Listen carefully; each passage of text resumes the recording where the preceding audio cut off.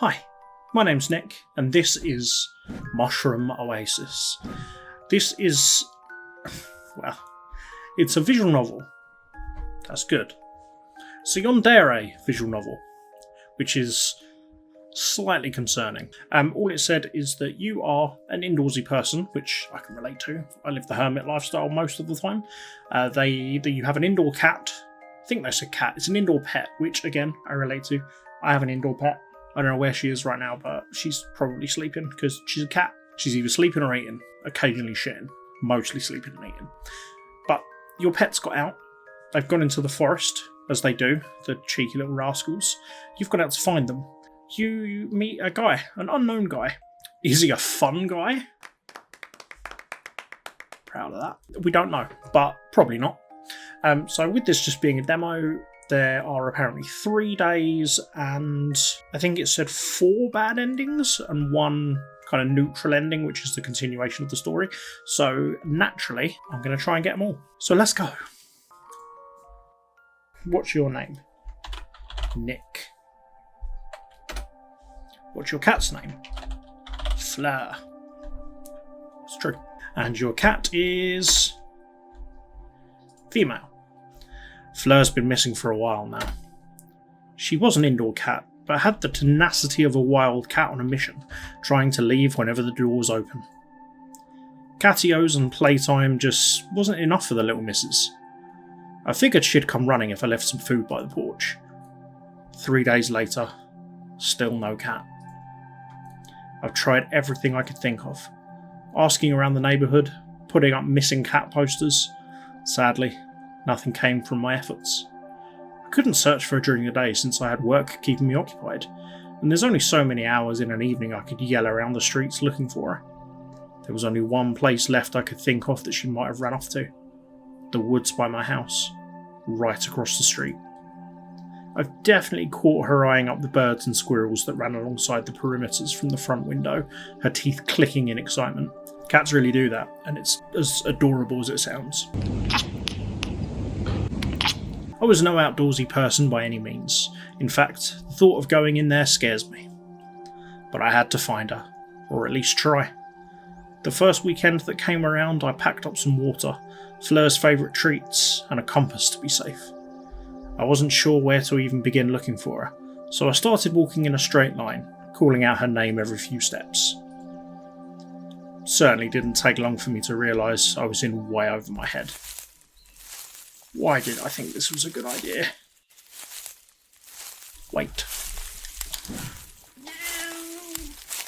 This is Fleur, and she is a grumpy old lady who now almost certainly hates me because I've woken her up just for this, but now we know. Look at his little face. Look at his little face. This is the face of Fleur. Am I going to regret calling this cat Fleur? Is something horrible going to happen to it? Almost certainly. You didn't think that one through, Nick. Why did I think this was a good idea? It was hard to find my bearings within the surrounding trees. I didn't want to admit I was lost, at least not yet. I could only squint down at my compass as the needle spun slowly. Pretty sure they weren't made to do that. Did I really bring a busted compass on my first venture out in these woods? Yep, sure seems that way. Figured that would be just my luck. The only thing risking my own safety was my own incompetence. I shook my head hastily. No. No time for negativity. Fleur was out there somewhere, cold and lost and hungry. I had to keep going. It's been hours. I'm so lost. I don't even know why I kept searching, even after the moment I'd realised that. Why did I think this was a good idea? Hunger had been gnawing at my stomach for a while now, having missed breakfast and lunch altogether. The heat and humidity from the afternoon sun was unbearable, but the cooling air did nothing to soothe me.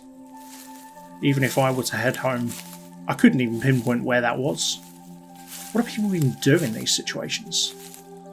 I knew it was baseless optimism, but walking onwards was really the only thing I could think of to do.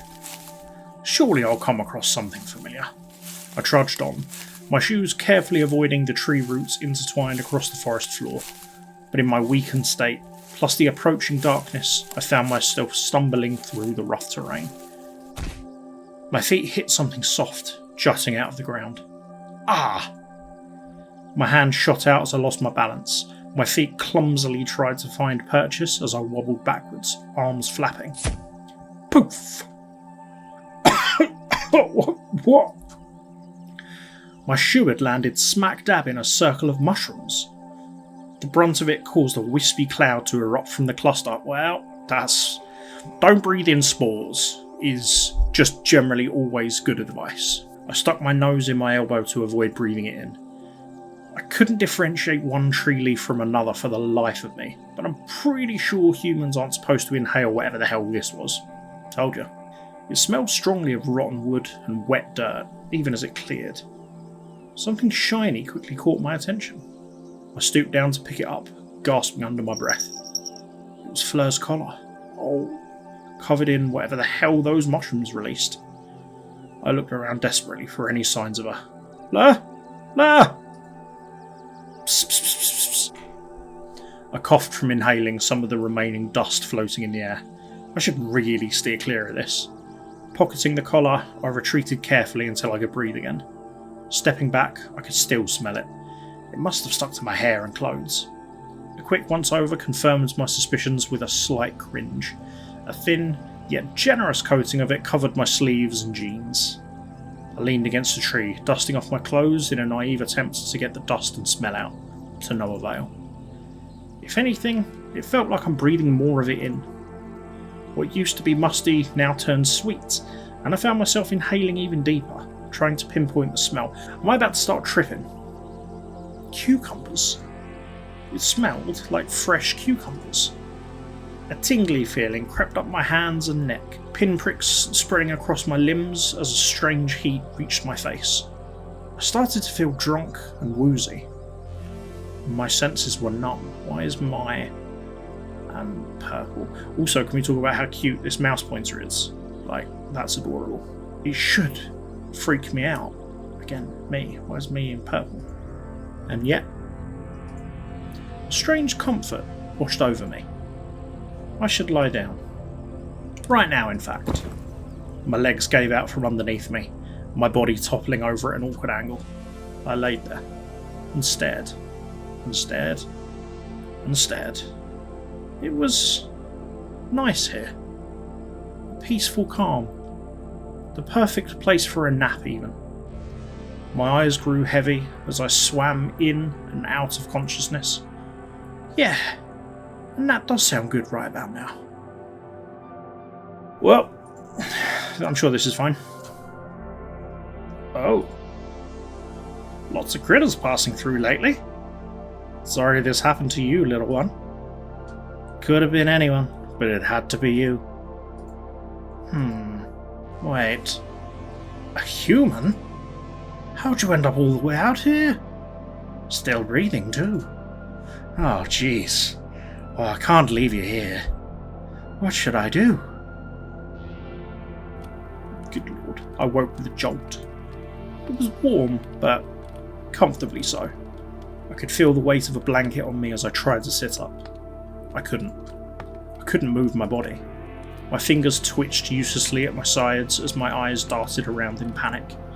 Glancing about, I could see the interior of a cabin, or at least the ceiling of one, and I couldn't see much past the corner of my eyes. Where was I? How did I get here? A desperate feeling rose in my chest. I had to leave. Right now. This was wrong, wrong, wrong. I wasn't meant to be here. I could hear the cracking. But I don't like those footsteps. I could hear the crackling of a fire nearby, likely the source of warmth I had felt waking up. I could also hear footsteps approaching. Ooh, choices! Stay awake. I fluttered my eyelids, straining to look at the person approaching. My eyes widened as I took in their appearance, the protrusions from their forehead catching my attention, not to mention the green skin. The stranger didn't sense my unease as they heaved a sigh of relief.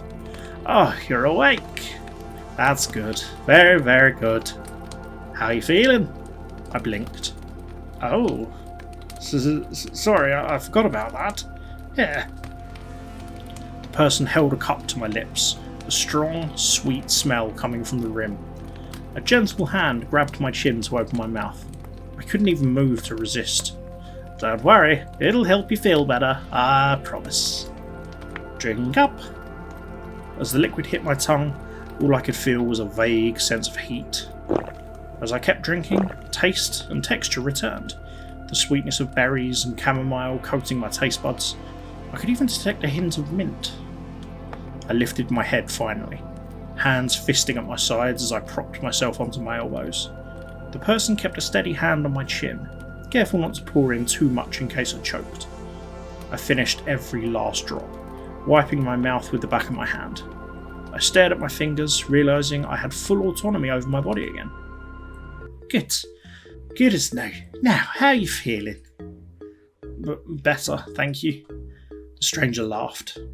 My voice just cracked. That's good. Oh, I like the way you sound. Been ages since I talked to anyone, much less with a voice as nice as yours. I brushed off their strange compliment, finally looking around the cabin properly. It was a simple room filled with sparse but decorated wooden furniture, fit for someone living alone. An open archway to the right led to what I assumed was the kitchen. Next to it, a door was closed shut. Possibly the bathroom? Taking it in, there was a common theme of knitted decorations strewn about. Any available surface had patterns knitted tablecloths covering it. An unfinished project lay beside the bedside table where I sat, a pair of knitting needles jutting out of a pile of yarn from a small basket. As far as I could tell, it looked like the beginnings of a green scarf. The stranger was comfortable in staying silent, observing me as I glanced around. They tossed their hat onto the bed, scruffing their hair and making it even messier. With their hat off, their unique features were impossible to ignore. Sorry, but what are you? Oh, I didn't introduce myself, did I? Hiya, I'm Michael, with a Y. I shook my head. No, I meant that, Michael stared at me, their left ear twitching. You look very... He snorted. Ugly? Off-putting? No, just different. Different, huh? You're just being nice. Well then, explain yourself. I mean, that's kind of rude, isn't it? I paused for a moment before pinching my nose bridge, exhaling slowly. I'm just... Sorry, it's been a long day, is all. I should be thanking you. If it helps, it's a skin condition. Is that what you humans call them? The way he said it didn't sound confident. And the ears? Genetics? Right. And I assume the little... I waved vaguely at their horns, antennae, little mushrooms. Those things are just cosplay to complete the look. Would that make a convincing argument? I squinted. Maybe. Then yeah, it's cosplay. Still doesn't explain everything. Michael huffed a nervous laugh. Listen, I'm just a guy living by himself in the woods. You don't need to worry yourself further than that, okay? Something in his tone compelled you not to question his existence anymore. He's just some guy, living in the woods, completely normal. Right, completely normal. I'm Nick. Michael beamed. Nice to meet you, Nick. I fiddled with the blankets as Michael scooted closer from the edge of the bed. I know I already asked, but how are you feeling? Any aches? Sores? Nausea? Intrusive thoughts? Weird impulses? Fever, maybe? He placed his hand on my forehead before I could react. His hands were calloused, quickly retracting as he gave a thoughtful hum. You seem to be lucid. That's a good sign. Great. He hummed absently, his twitching ear reminding me of a perturbed cat. Cat? My cat! Oh, shoot! Sorry if this is out of nowhere, but have you seen a cat around these parts? Her name's Fleur. She's a sweet little thing, about this big. Skittish, but she can approach strangers if she needs to. I pulled out my phone to show pictures of her, only to find it missing from my back pocket. Wait, where is it? I haven't... Huh? Your cat, I haven't seen it. Oh, I see. I slumped against the pillows, rubbing at my temples. She lost her collar too. Even if anyone finds her, they wouldn't be able to tell where she's from. Damn it. Michael stayed quiet, watching me from the side of the bed. You came all the way out here for a cat? Huh? Yeah, of course. Look, cat parents, we would die and kill for our cats. I don't know what it is. It's something about it when you get a cat, you just will. I don't make the rules. To the point where you're willing to run yourself ragged this deep in the forest?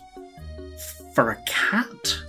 Do you realise how far you've wandered away from the nearest town?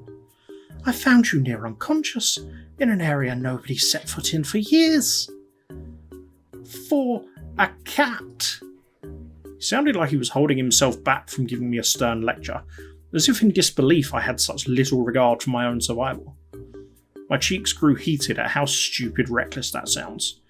I mean, she's not just a cat, she's my family. I know it was stupid for even trying, but I had to. Michael eased up, shoulders tense as he looked me over from underneath his unruly bangs. Family, hmm? He finally tipped his head at me with a smile. You're willing to wander this far for such a small critter? I've met my fair share of lost campers, hunters, and a few runaway teens or two. But someone looking for their pet? You're kind of weird, aren't you? I sputtered, much to his amusement. Speak for yourself. Who cosplays in the middle of the woods? Michael laughed, a deep, hearty one resonating from his chest. Fair. I think I'm starting to like you, Nick. Michael. Come on now. Likewise?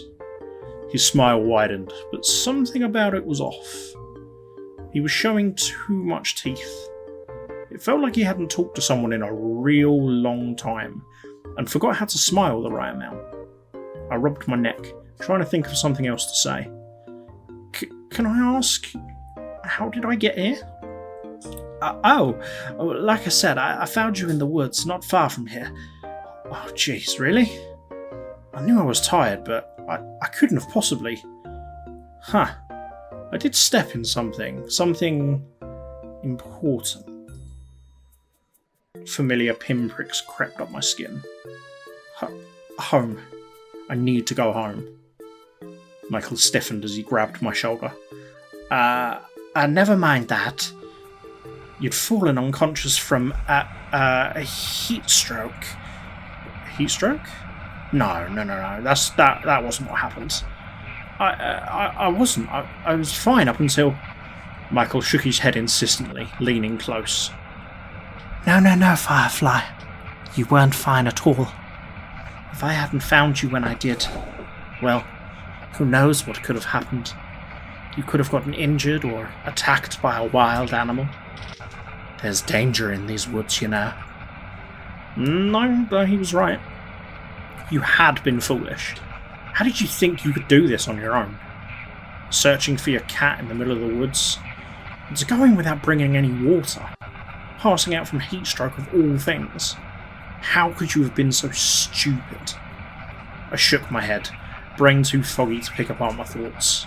He sounded confident, so why should you doubt him? Just doubt him. Well, if it means anything, I'm glad you were there. Michael relaxed, hand on his lap once more. He grinned at me. So am I, Nick. I'm definitely glad I found you. His eyes were hidden fully behind his unruly hair, but I couldn't help feeling how intensely they were fixated on me as he said that. The hairs on the back of my neck stood, Sure. Without a distraction, I've only just realised how uncomfortable I was sitting still. The blanket on me was starting to itch, just as the desperate need to get home began to rise in me again. This was interesting, but I should get going now. Wait! My host jumped up from the bed before I could. I mean, you can't. I can't just let you wander around the woods. It's too late. Please, stay a little longer. But Michael, I really need to come. He grabbed my hand and led me across the room. We stepped into the kitchen, a fragrant smell of cooked potatoes and meat hanging in the air. 2 plates had been set out on a small, circular table, complete with utensils and mugs of tea. I wasn't expecting guests today, so the food is nothing fancy. But join me for dinner? He looked so hopeful, ears drooping. You'd feel so bad if you had to say no. He is in my head. He's doing something to me and I don't like it. Yeah, fuck it, I'm gonna say yeah. Michael's jaw dropped for a second before he quickly recovered. Yes, of course. Here, come sit. I'll serve up the cottage pie in a minute. I sat as instructed, my stomach rumbling something fierce as the smell was the only thing I could focus on. Yeah, this was definitely the right choice. No, it wasn't. What was so important that you had to leave so soon? Not dying. The outside world can wait. You could stay here and enjoy my company. Oh, actually, I should ask, are you okay with meat for dinner? I could make something else for you if that's not your preference. Yeah, I'm okay with meat. Oh, okay. You'll be having the same dinner as me then. Michael pattered about the small kitchen with an almost giddy excitement. He pulled a pair of knitted oven mitts, humming as he stood down and pulled out a steaming tray of pie from the wood stove. The smell. It filled out the kitchen in an instant as he brought it to the table, my stomach rumbling louder in response. I'm pretty sure Michael could hear it, but he just smiled as he served up our portions. He discreetly cut me a bigger piece, which I was grateful for. It looked so good. The crust was a nice gold colour, streaked with crisp lines and a garnish. The meat and veggie filling looked absolutely delectable, the savoury sauce leaking out onto the plate. Oh no. Is Fleur in this? I don't want to eat my cat. My mouth was watering, unsurprising considering the fact I hadn't eaten all day. Careful now, it's still hot. It was fair advice, but I didn't wait more than 2 blows before biting into my first forkful. Ah! It was definitely way too hot to eat straight from the oven. Michael kept a polite expression, the corner of his mouth lifting as I panted with the piece still in my mouth. He gave me a few seconds to recover, elbow planted on the table. Is it good? I nodded vigorously, even though my buds were burning. Couldn't taste anything. He laughed. It's usually better on the second bite. I slowed down. Hand on my mouth as Michael poked his fork into his own slice. I tentatively blew on the pie to make sure it was cool before taking another bite. He was right. The second bite was a lot better. The seasoned potato crust was nice and crisp on top, cheesy and creamy in the middle. The savoury meat filling was well cooked and bursting with flavour. I know this is going to be horrific, but it's making me hungry. Every bite felt like home. My host watched me enjoy the meal from across the table. Do you like it? Yeah. This tastes amazing, Michael. He flushed from the compliment, rubbing the back of his neck. I'm glad.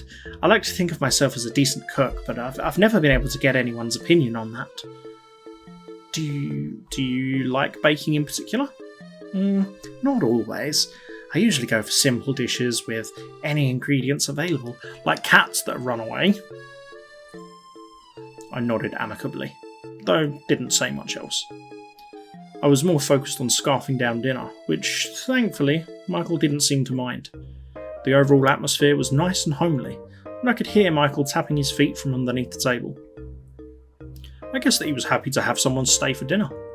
It did seem like he lived alone, judging from the surroundings in his cabin. So, I'm kind of curious. He perked up instantly, his focus solely on me. What made you want to live all the way out here? Oh. Well, when you look at me, it's kind of easier to just live out of sight from everyone else. A pang of guilt shot through my chest. I was giving him a hard time about how he looked too. He must have sensed it clear as day on my face. No, not that you're one of them. You've actually been nicer than most. Though I wonder if... His smile turned strained. Never mind. My point is, it's better here than anywhere else.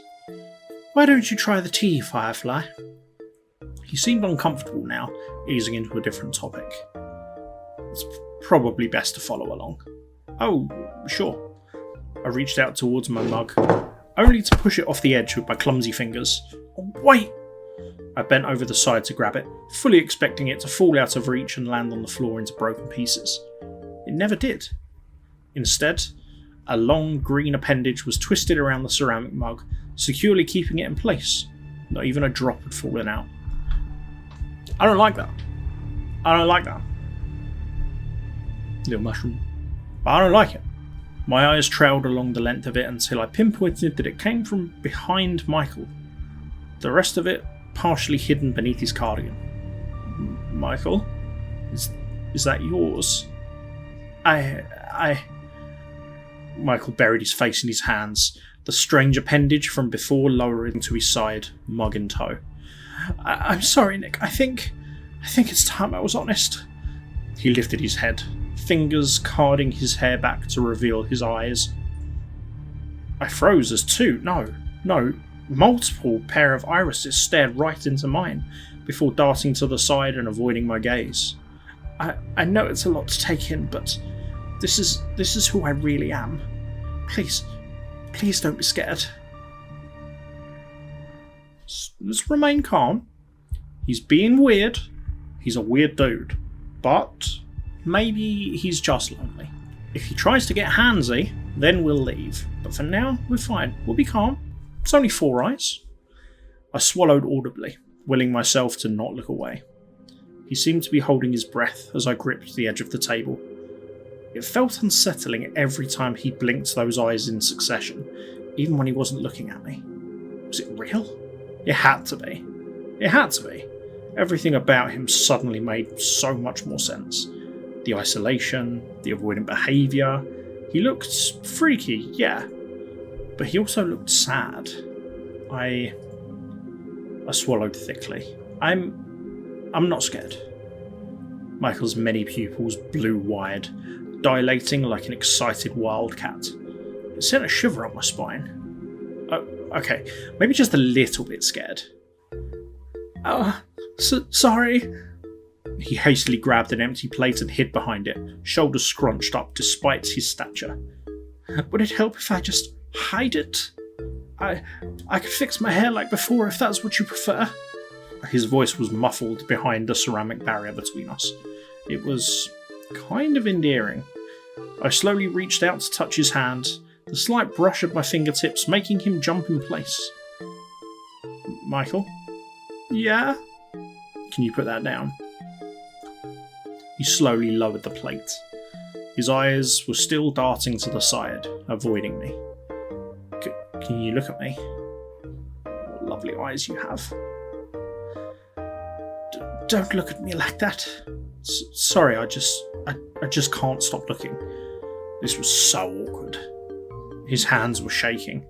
I looked down at the mug still floating next to him, hanging on for dear life. I reached over and plucked it straight out of his grasp.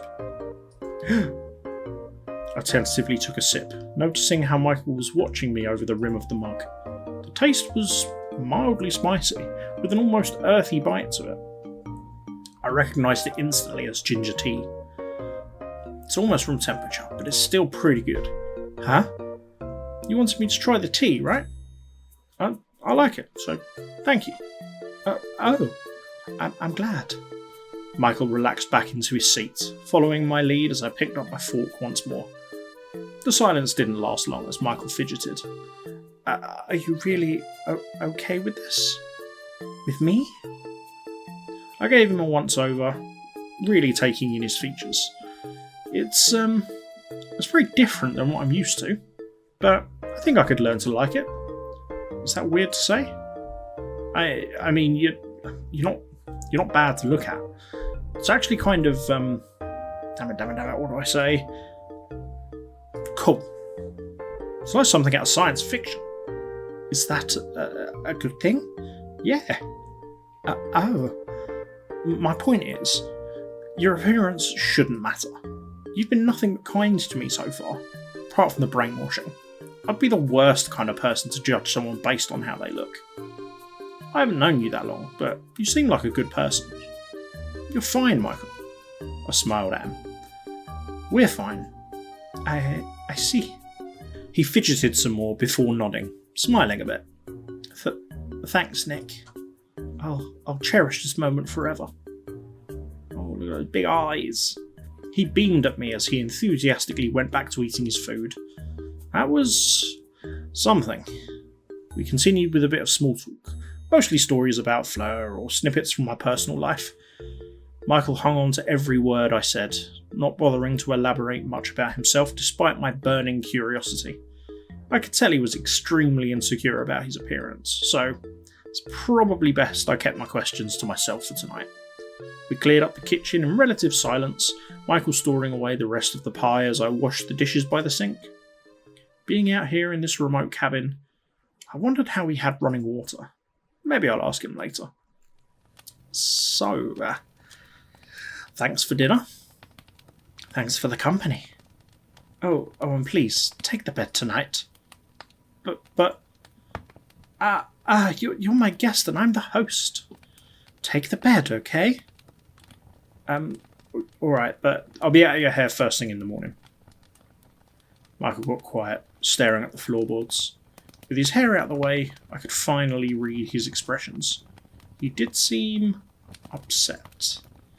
Is that okay? I do need your help though. I'm pretty sure I'm just going to get lost again on my own. His tail flicked behind him. Yeah, I'll bring you home tomorrow morning. I heaved a sigh of relief. Thanks, Michael. I'll see you in the morning. Yeah. Good night, Nick. Good night, Michael. He seemed really happy being able to say that. I plopped myself down onto Michael's bed, getting comfy beneath the blanket. Michael was gathering some blankets of his own to make a makeshift bed on the floor in front of the fire. He had an impressive collection of knitted items, a comfortable nest forming in the centre of the room. My eyes trailed after his tail, now out in the open as it flicked and swayed, kind of like a cat. Miss Fleur. Now with a full stomach, dozing off came easy. I didn't even realise how tired I was. I listened to the gentle crackling of the fire, my vision darkening. That is cosy.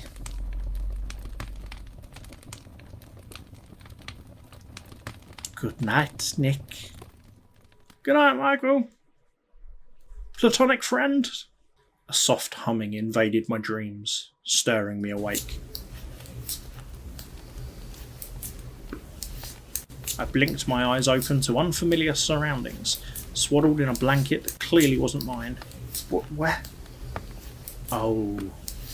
I spotted the familiar figure of my host seated on a stool in front of the fire, hands deftly working on the green scarf bundled in his lap. His back was towards me, but I caught glimpses of his fingers as the needles softly clicked between the yarn. He looked incredibly adept at using them, the rhythmic movements almost hypnotic as the fibres wound together in an intricate pattern. I slowly stirred into a sitting position, rubbing at my eyes. The movement quickly caught his attention, ear flicking in my direction before his eyes trained on me. Just like last night, his pupils blew up as we made eye contact. His expression lit up the instant he saw me. Nick, hey, I'm glad you're finally awake. You looked so tired. I didn't want to disturb you until you'd gotten enough rest. Good morning, Michael. Good morning, Nick. Did you sleep well? I was still too groggy to answer his questions, a yawn slipping out as I stretched. He smiled kindly, a soft chuckle under his breath. Like a baby, then. He pointed over his shoulder to the door beside the fireplace, tilting his head towards it. You can freshen up in the bathroom if you'd like, while I start making us some food. I'd have eaten breakfast by now, but I'd want you to join me while the food is still hot. How do eggs and toast sound? Sound delicious. Great. I'll see you in the kitchen then. He tucked away his knitting materials and set it aside. Oh, I also have a surprise for you after breakfast. It's not the most exciting surprise, but just join me when you're ready. He ducked into the kitchen without another glance. I could hear his boots thud about the floorboards, cabinets opening and closing in succession in the kitchen. I suppose that's my cue. I rolled out of bed, leaving the warmth of Michael's blankets and trotting over to the door that Michael pointed out. Stepping inside, I didn't know what I was expecting when he said he had a bathroom, but it was surprisingly spacious. Everything looked like it was carved and polished out of wood. He seemed to have everything you'd find in a modern bathroom. A sink with a cabinet, a shower, and a tub. Even a toilet. Curious, I crept over to the toilet in particular, inspecting it. There wasn't a tank like you'd expect where the water would be stored. Instead, there was a compartment to the side full of sawdust and a scoop. I expected it to have at least a bit of a smell, but it was surprisingly odourless. There was even a roll of toilet paper on the side. It was no flushing system, but it was hygienic. Michael must have done his research. Walking over to the sink, I stared at the faucet before hesitantly twisting it. I jumped when I heard the rush of water pouring in, swirling in the basin before disappearing to who knows where. Wow. Why am I impressed by a damn functioning bathroom sink? I helped with the dishes last night. I already knew Michael had plumbing. Shaking my head, I finished freshening up and headed to the kitchen. Michael looked up as I entered, a steaming kettle in his hand with 2 empty mugs on the counter. It might have been the lighting, but he was taller than I remembered. Glancing to the table, I could see he had already finished plating up our food. Oh wow, you worked fast. Michael looked proud of himself. Can't have my guests stay on an empty stomach. Go on, have a seat. I'll join you in a moment. I returned his smile and sat down, stomach rumbling as I looked at our plates. Once again, Michael was generous with the serving sizes. Fat slices of bread were toasted perfectly with crisp buttered sides, bright red tomato slices and crisp salad peeking underneath the fluffy eggs. Get rid of the tomatoes. They don't belong on that. Toast, egg, maybe some cheese, nothing else. It looked amazingly tantalising, the smell of savoury herbs wafting into my nose. My mouth watered. Michael sat down with a steaming mug beside me before settling into his own seat. Peeking above the rim, I could see small flowers floating about, tinting the water yellow. It faintly smelt of apples. I recognised the yellow, dry petals as tea packaging I've seen before. Oh, chamomile, he nodded. I hope you like it. I'm sure I will. His smile widened, his tail swaying at the tip by his feet. He seemed more relaxed, showing his natural features this morning. Any trace of panic and hesitation from last night were gone, replaced by a look of contentment. Michael bit into his toast and I followed suit. The food was as delicious as I'd expected. The chunks of toast I bit into were heavenly, the butter sweet on my tongue. The tomato and salad provided a nice crisp balance. And the eggs. Something about simple home-cooked food is just the best. Michael was happy to eat in silence, occasionally looking up to me as I enjoyed my food. He'd smile when our eyes met, his bottom pair narrowing into a happy squint. I wondered if he'd be open to some questions. Hey. Do you mind if I ask? How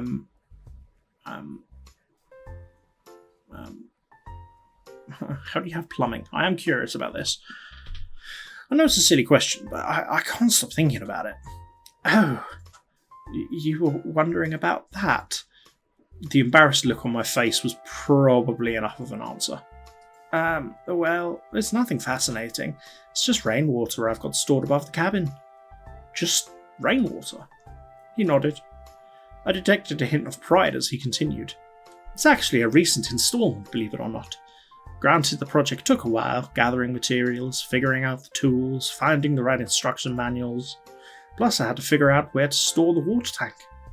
And don't worry, I installed a filtration system so it's safe for us to use. I check it every few weeks to make sure nothing's contaminated.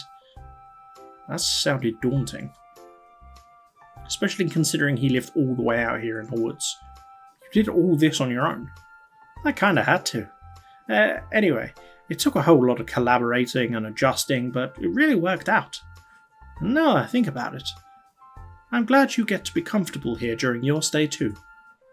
Does that answer your question? Where'd you learn how to do all that? I had to figure out a lot of things on my own. There was a faint hint of exhaustion in his eyes, but to answer your question, I go to libraries a lot. It's where I learned about the majority of things. The fact that he even ventured into buildings at all already surprised me, and if I'm real lucky, they'll have these neat DIY and workshop manuals archived for anyone to browse through. It took a while to figure everything out, a really long time actually, but hey, I had nothing but time. And it paid off. I'm considering upgrading the toilet next, but for now the composting setup works fine. Learned about that in an old camping guide. He paused to take a breath, as if he hadn't talked this much in a while. I'm rambling, but still, that's how I did it. Is there anything else you want to ask? Wait, you've been to libraries? His ears perked up, posture straightening. Oh yeah. I can't tell you enough how much books have helped me. I've made it this far because I quickly figured out how to read. Well, figured out that I can read. Do you visit often? In my early days. Any chance I could get. Nowadays, I stick to my side of the forest though. Gotta make sure people don't wander further off than they're meant to. I paused in my chewing at the teasing lilt in his voice. Hey. I'm joking. Anyways, if you're wondering what I do about this, he gestured towards his face. I just have to make sure everything's covered. You'd be surprised how little people pay attention to me when I bundle up just right. Do people not give you any trouble? He shrugged nonchalantly. Small town libraries are usually so empty from my experience, and people just mind their own business there. Huh, yeah, I guess that's true. Can't remember the last time I visited a library. I guess the library would be Michael's equivalent to the World Wide Web. I should introduce him to the internet sometimes. Sometime. Yeah, actually, maybe not. Not without parental controls. Finally satisfied, I nodded and went back to eating my food. What's it like living in the woods? Still can't believe how cozy you've managed to make it, considering the whole, middle of nowhere thing. It wasn't like this when I found it. No? It was a major, fixer-upper. So the cabin was abandoned. I never would have guessed. Yeah, I'm really happy I get to live somewhere permanent for once. It's not much, but it's home. What's it like? Peaceful, quiet. I do like it a lot. The forest provides me with everything I need. And nobody bothers me for the way I look out here. His ears twitched slightly. Sometimes you just happen to end up where it's most convenient for you and everyone else. The way he avoided my eyes as he said that gave me the impression there's something more to it. Like his home wasn't just out of convenience, but a fear of something else. Rejection, perhaps? Or something worse. Anyways, I don't really have anything else to say about it unless there's something specific you want to ask. He doesn't think about his answer much before beaming at me. Well, what about you? I know you've told me a little bit about yourself, but what's it like being you? I scoffed, waving a hand. Please, I'm the least interesting person in this room, trust me. His eyes were shining in earnest as he leaned forward. Tell me anyway. Well, told him about my life, at least the parts I was comfortable with. Just like last night, his eyes didn't leave my face, occasionally darting about my features in interest. The direct ogling was making me nervous, but suppose I was doing the exact same thing when it was his turn to talk. Eventually, I came to the topic of my job and the woes of living in modern capitalism. I'm a bit jealous. You have the whole cottagecore aesthetic practically perfect. His face morphed into a confused pout. cottage core? I explained it to him in my own words. Oh, you're saying you want to live the way I do? Out in the woods? I nodded without hesitation. I mean, I wouldn't mind showing you the ropes. His tone seemed strangely lilted. Oh, what do you mean? No, never mind. Anyway, I don't get what the appeal is, but it's not easy either way, you know? The forest provides, but it's up to me to make the use of it. Starting out was... A dark look crossed over his face then, as if reliving a bitter memory. Rough. But I'm built for survival. I feel like asking him to elaborate would make things awkward. I decided to veer the topic into a different direction. Doesn't it get lonely? Sometimes. But I'm used to it. He smiled, his eyes lighting up. Besides, I have you at the moment, don't I? I never thought I'd enjoy having someone round. You must be really special. How did you learn to cook? Cottage pie is a pretty complicated recipe. I just wonder if anyone taught you how to cook. I'd be lucky if someone could teach me how to make boiled eggs, Firefly. But it was trial and error mostly. My earlier endeavours were pretty much inedible. I picked up a thing or two about cooking though, so your taste buds aren't going to fall victim to any nasty creations like in my early days at least. Speaking of, did you enjoy your dinner last night? Oh yeah, of course I did. You're a really good cook, Michael. I'm glad. It probably wasn't obvious, but I'm really happy I got to cook for you. I don't get guests often, in case you couldn't tell. I should ask you to cook for me every day then. He grinned at my joke, looking pleased. I'd be happy to. Nope, because he's going to take that shit seriously. And that's not going to end well for me. I chuckled as I took another bite. So, what's your favourite thing to cook? He lit up at the question. Fried mushrooms. Fried mushrooms? Yeah. There's plenty to find and it's easy to make. Huh. I do remember finding a patch of mushrooms yesterday. They smell pretty funky though. You remember that? What was that? No, nothing. Anyways, mushrooms were the only thing I had for a while before figuring out I could eat other stuff like roots and veggies. Do you forage all your ingredients? Mostly.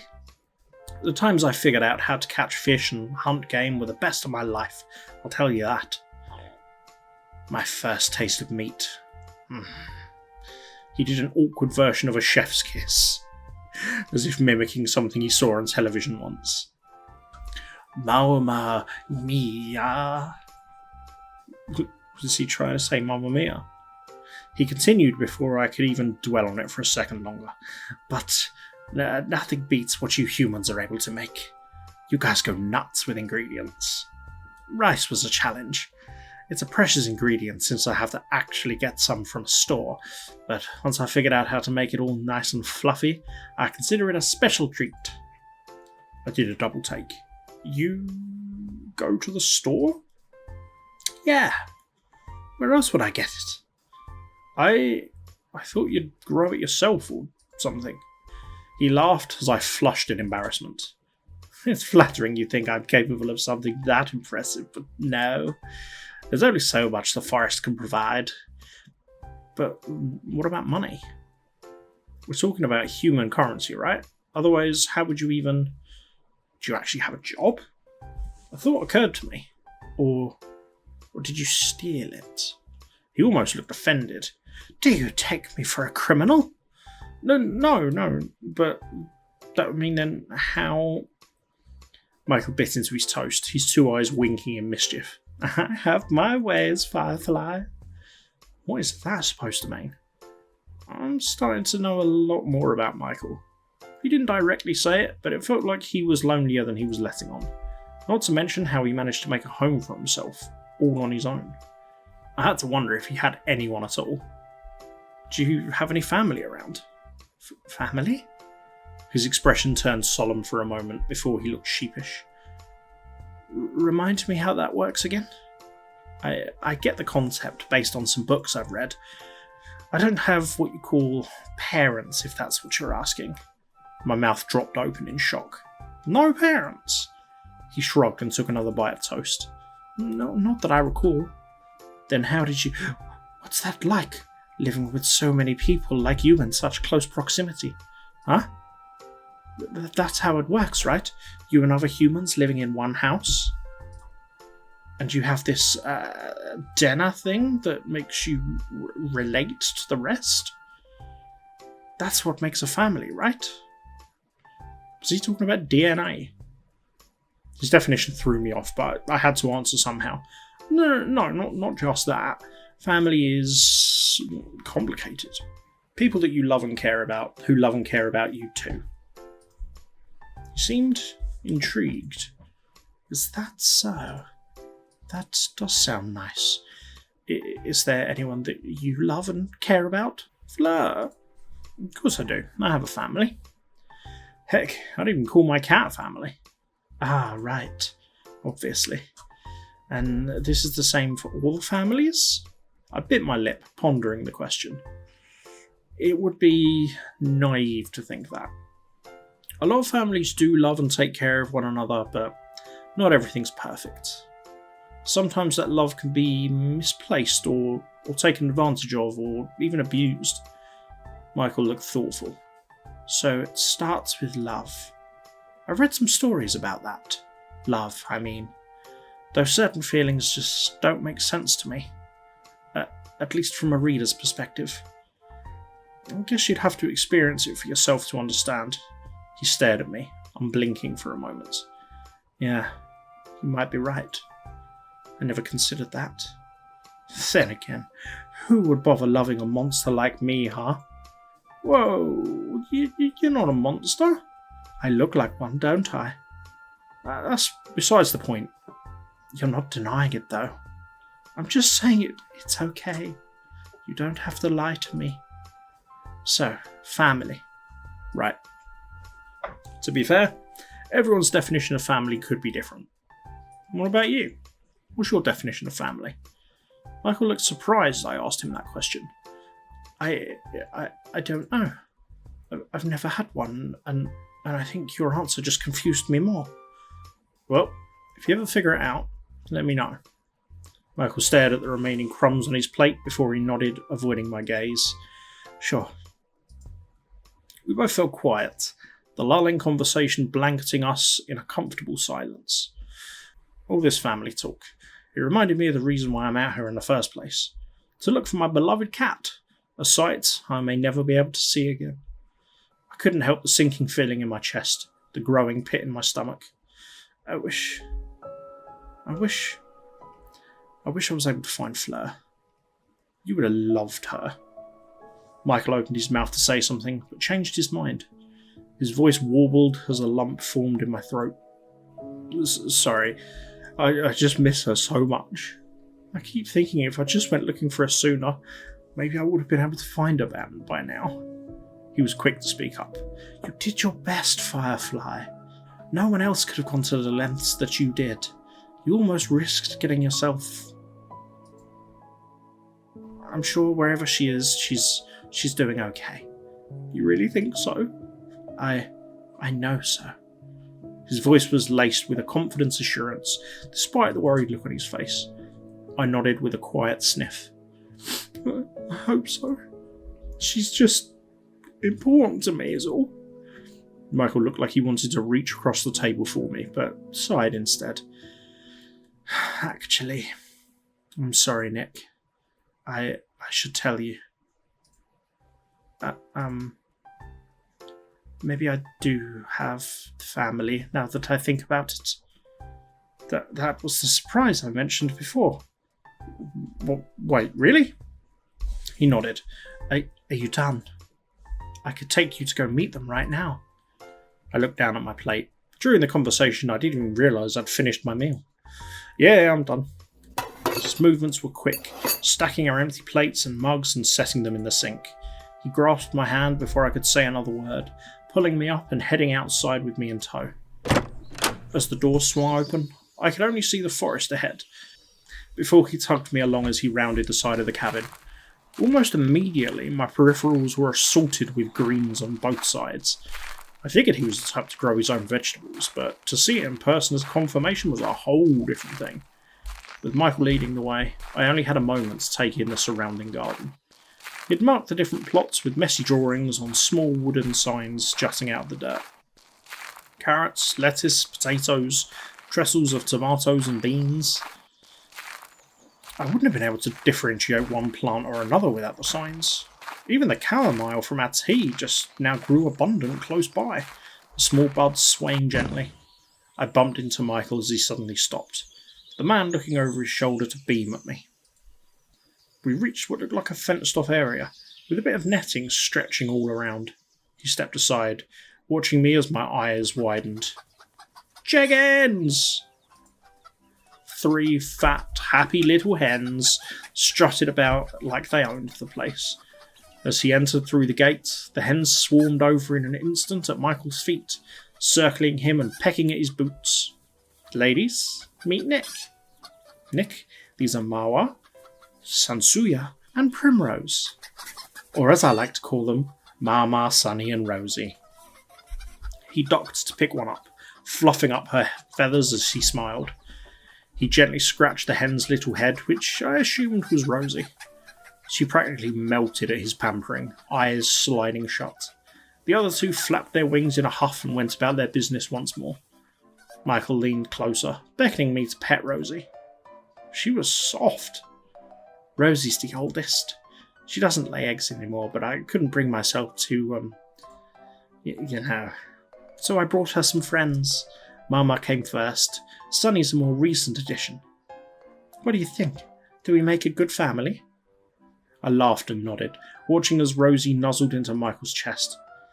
I did not expect chickens of all things. I truly didn't. Were you expecting something else? I was expecting it to be someone else. Oh. No. When you look like me, people generally don't stick around. There's that negative self-talk again. You don't even look that bad. His eyes flicked to mine, a look of pleasant surprise crossing his face. You really think so? Yeah. You can't be that naive, Firefly. I mean it. He let out a polite scoff as he scratched Rosie's head absently. You genuinely believe people wouldn't run away at the sight of me? Well, I didn't.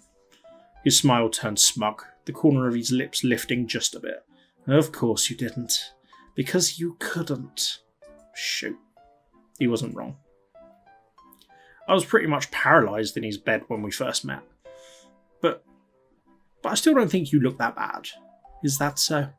Describe me then. What? You heard me. Look at me and describe what you see.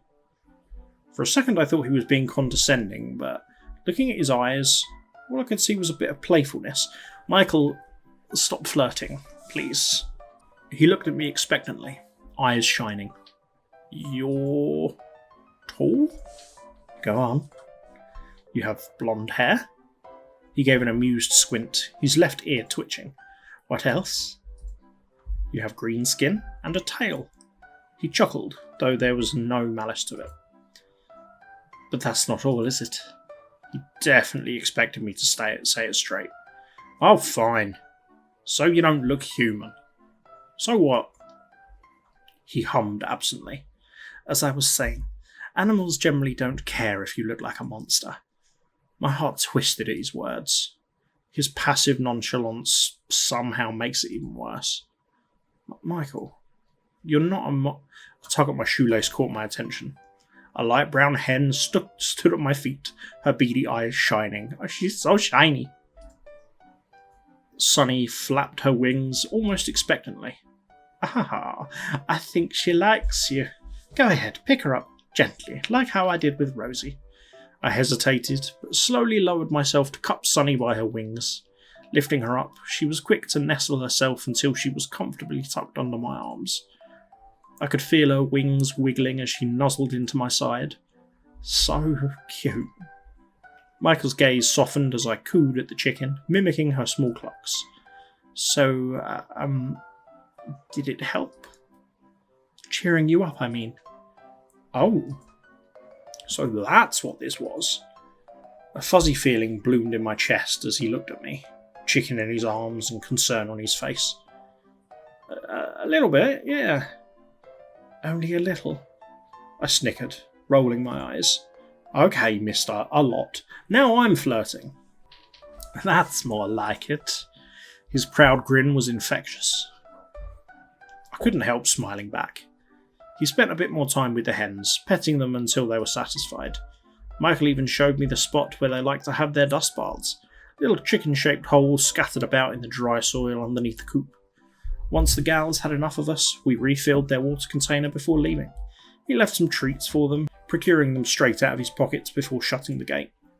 The girls' excited chatter over the food faded as we made our way back inside the cabin. I sat by his bed as he crouched down by the fireplace. From the window, I could see the sun outside was getting higher. It might be close to the afternoon now. Hey, Michael. He looked up at me from where he was stoking the fire. I rubbed my arms, unsure of where to place my gaze. I think it's a good time for me to go now. My expression fell, but I caught myself quickly. He'd done his best to cheer me up. It'd be inconsiderate towards him to leave in a bad mood. I might have to accept that I'll never see Fleur again. I think it's better if I focus on moving on. He was quiet for a moment, hands in his pockets. If you say so. But you don't have to leave just yet. We've still got plenty of daylight left, and there's some places I want to show you. Won't you come with me? I had to decide. Okay. So I won't choose then. That's fine, I guess. I promise I'll take you home right after. He took another step towards me. Please, Firefly. I didn't want to say it, but he looked desperate. Okay. I'll go with you. The joy on his face was shining bright as a billboard. Great! Let me get our stuff. He disappeared into the kitchen, returning with my backpack in one hand and a satchel in the other. He passed it to me as he walked towards the front door. Almost forgot I had this. Rifling through my bag, I found cat treats, Fleur's collar, a broken compass, and my phone. The battery was dead though. Still, that's one less thing to worry about. I checked through my bag once more, finding an empty water bottle. I frowned, distinctly remembering I forgot to pack water for my trip. Or at least, Michael told me I did. Didn't I? You ready? I looked up to see Michael's... Why do you have a crossbow, Michael?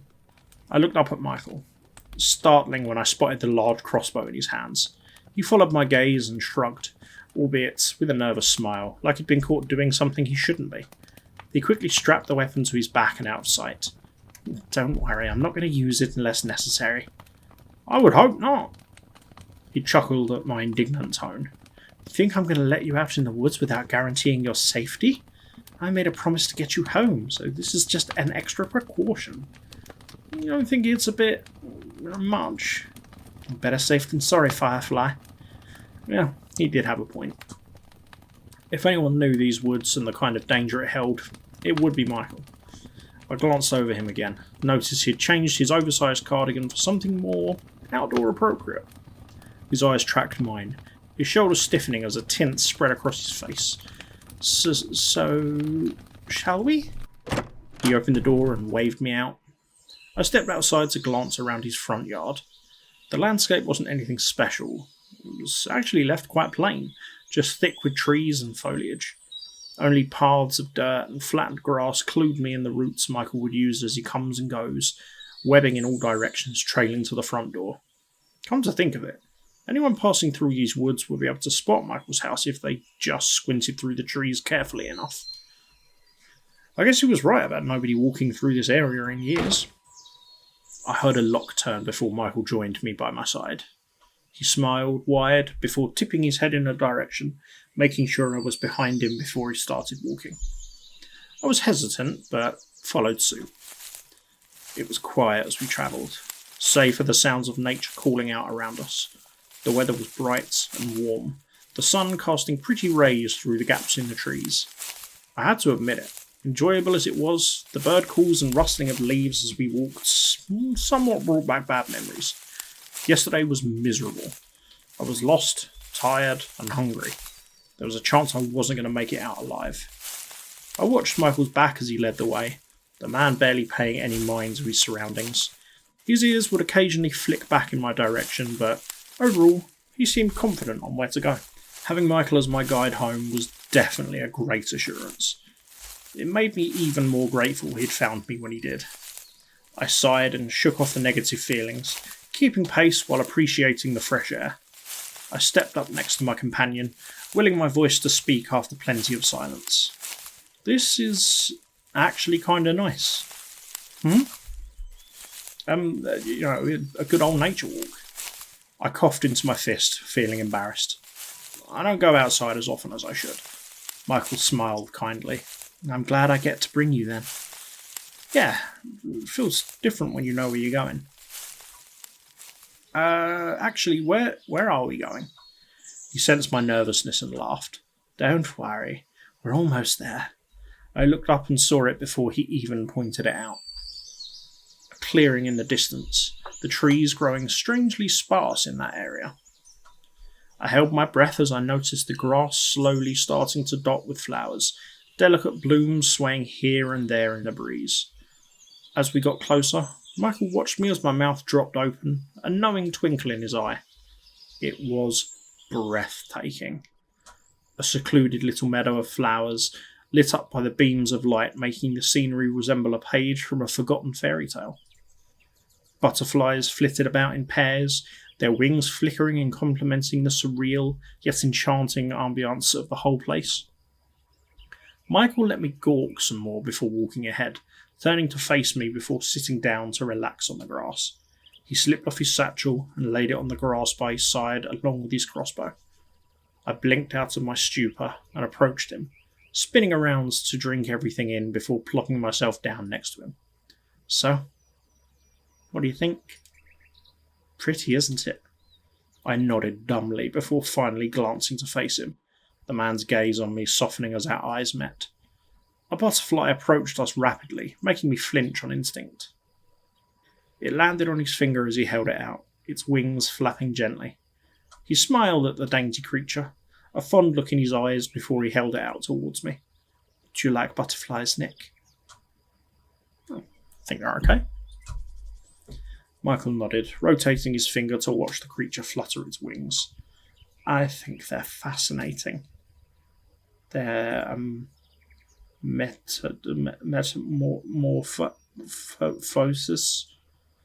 metamorphosis. He beamed, nodding excitedly. Metamorphosis. His cheeks puffed in, holding back a laugh. Michael knew he fumbled, but grinned anyway. That word you said. It's amazing. To have the ability of being reborn into a different creature. The chance to look different. The chance to look beautiful. I scanned his face thoughtfully before pulling my knees up to my chest. Kind of is. The sun was at its peak now. The air was getting warmer as minutes passed. The leafy canopy over us provided enough cover for us not to overheat. Michael picked a flower with his other hand and placed it in my palm, his tail looping loosely around both of us as my cheeks darkened. He closed his eyes and leaned back further, the butterfly still resting on his hand. I can hear a purring. My ears caught a soft rumbling before I realised it was coming from his direction. I almost wanted to ask, but I didn't want to ruin the moment. My gaze dropped as I twirled the flower in my hand, holding the stem delicately. The gesture felt platonic, but also romantic. I wonder if Michael was even interested in relationships. He'd been alone most of his life. He'd probably get tired of my presence sooner or later. Before I could contemplate further, the butterfly on Michael's finger took off, my gaze trailing after it as it left the sunlight and flew away into the woods. Which reminds me, Michael. Don't get me wrong. This place is stunning. But is it okay if we go now? Oh, the purring stopped. He straightened from his relaxed slouch. Well, why? We just got here. I chewed on my lip, hesitating. I love it here. I do. But I want to go home, Michael. Michael studied my face. Nick, do you want to leave me that badly? Whoa, no. I need time to recover from losing Fleur. I know it's silly and dramatic, but knowing she won't be there when I get home, I trailed off, another shot of guilt and regret filling my chest. I just need to get it done with. I feel a hand rubbing my back. Michael nodded slowly, looking me in the eyes. His smile was gentle. That's okay. I understand. But maybe this place can help with that. It's a nice spot to nap in, isn't it? I picked it out just for you. Why don't you go ahead and lie down? His words made you sway, a sudden bout of sleepiness weighing heavy over your eyelids. He was right. It is a nice spot to nap in. Why were you in such a hurry? You yawned, lying back to stretch on the grass.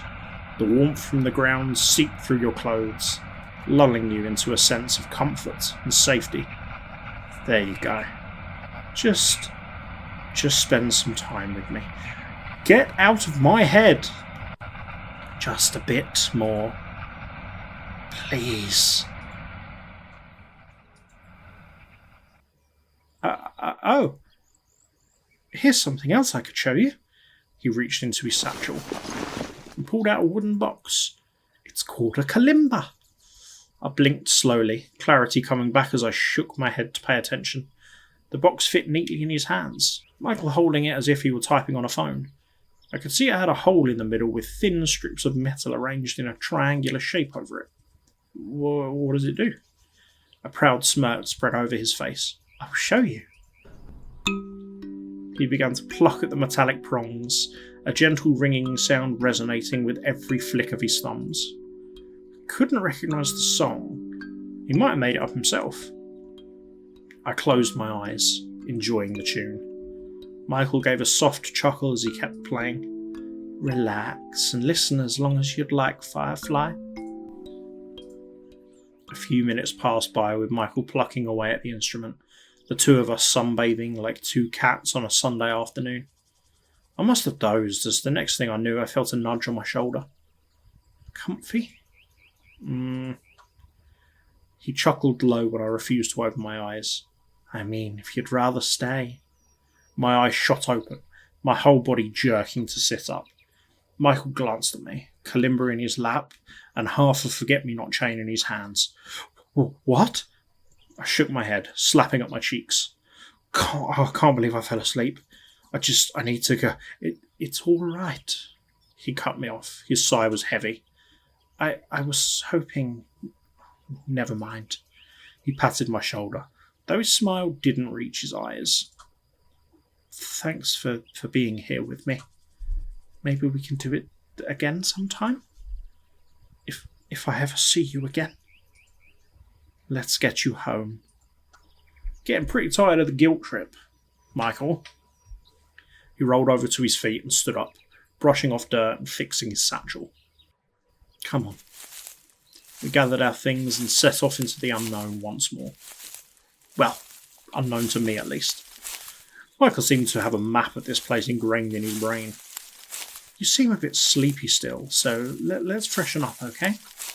We walked a bit further, away from the clearing, coming across a river. Compared to the rest of the path we walked, the area was shaded considerably with the thick canopy of leaves over us.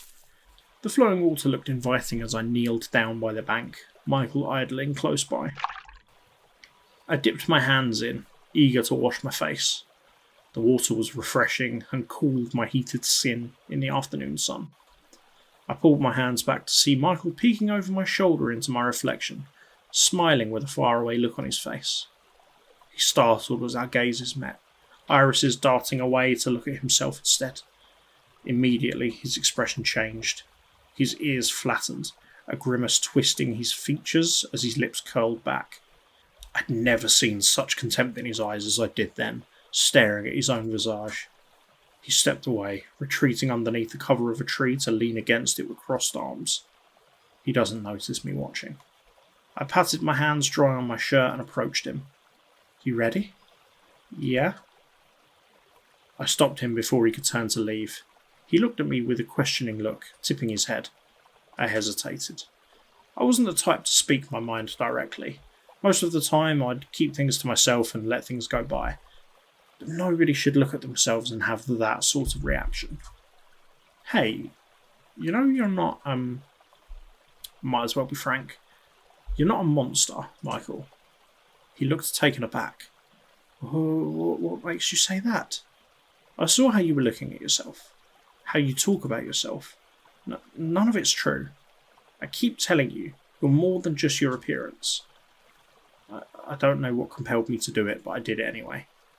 I reached for his hands and held them between us. His eyes widened at the contact. All it took was a day with you, and truthfully, I think you're the most amazing person I've ever met. Aside from the brainwashing.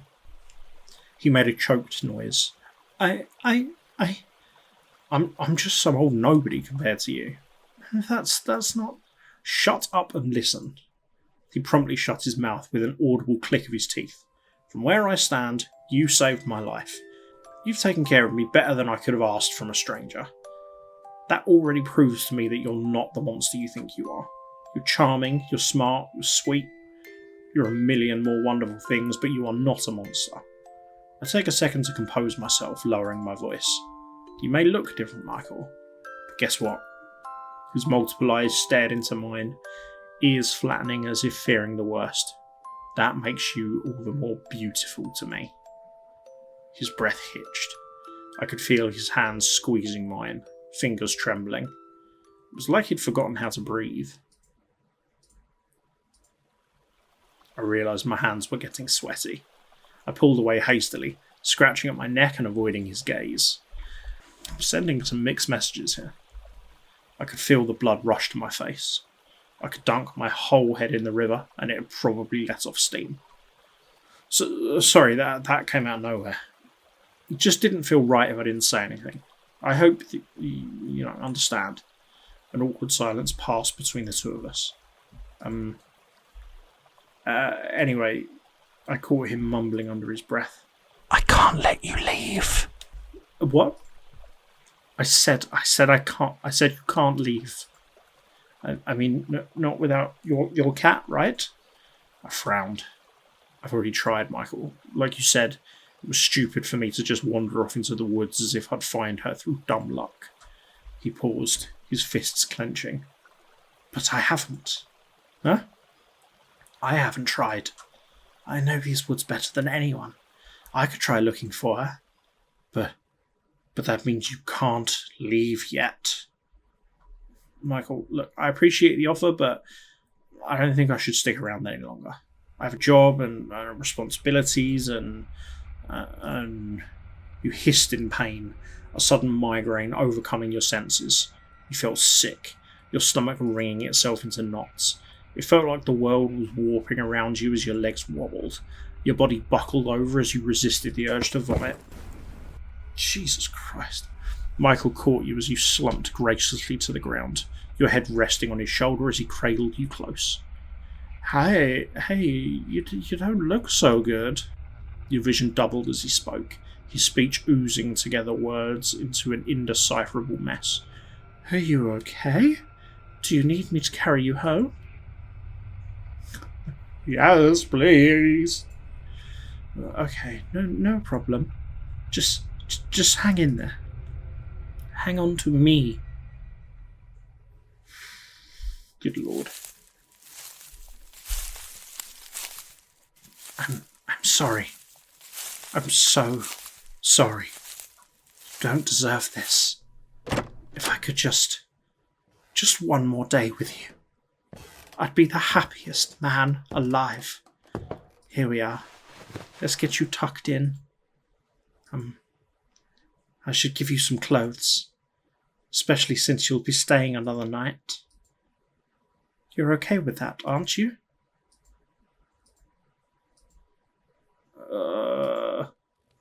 I blinked, groggily awake to the sounds of crackling fire, the itchy texture of worn bedsheets, the weight of a heavy knit blanket. I could recall once or twice having felt these various sensations to the point I'd consider them familiar and comforting, and yet nothing could prepare me for the bright, yellow eyes peering into mine. Jesus! Blah! My knuckles hit him square in the face as Michael yelped, nose scrunching as the taller man stumbled backwards into a stool. He landed on his rear with the grace of a clumsy toddler on the floor. I sat up in a panic and immediately grimaced, landing back on the bed with an unceremonious flop. It hit me in one fell swoop how my whole body was aching. Every single one of my limbs felt like they'd gone through a ringer and came out the other side all crinkled and wrong. I groaned aloud, leaning my head back on the pillow. Michael shifted back on his feet, rubbing his nose. Nick! His voice was an awkward croak before he cleared his throat. I'm glad you're awake. How are you feeling? Oh, terrible. He visibly flinched. I'm sorry to hear that. He stepped close to the bed, leaning over warily in case my hand dramatically whips out again in self-defense. With my hand settled on my lap, he deemed it safe enough to sit beside me. What happened, Michael? You don't remember? I shook my head, wincing a bit as my head pounded. No, not at all. Michael hesitated. You tripped and hit your head. I had to carry you home. His words almost slurred together as he fidgeted. My head? I slowly lifted my hand to feel for bumps and bruises, but he hastily snatched my wrist. Don't worry about that. Here, have this. It'll help. Michael gave me a familiar-looking drink as he quickly pressed a cup into my hands. Sitting up with some effort to take a sip, I couldn't help the small sense of déjà vu. The amount of times I woke up in his bed dazed and disoriented is almost uncomfortable now. At least the drink was helping, just like he promised. My body felt lighter as I finished. Michael took the cup from me and set it aside before wringing his hands together with a nervousness I haven't seen in a while. So, I'm sorry this happened. I didn't mean for you to get hurt. I sighed and waved aside his worry with an embarrassed grumble. Well, wouldn't be the first time I tripped, if you can believe it. It's not your fault.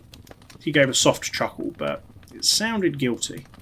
I suppose you're right, but it's just... His face looked like he had a million thoughts running through his head. I promised, didn't I? I said I was going to look after you. I said I was going to keep you safe. Instead, I made you hurt. His voice cracked. I'm so sorry, Nick. The sudden change in demeanour was startling, to say the least. You couldn't have predicted it was going to happen, and I'm fine, see? Oh, Firefly. I guess you're right. His expression carried a lingering doubt, but he quickly masked it with a small smile, his eyes dim. In that case, you'll be staying? The way he said it almost sounded like a decision that's already been made. Or a plea. What do you mean? His eyes darted aside. You agreed to let me find Fleur, remember? Did I say that? Yeah.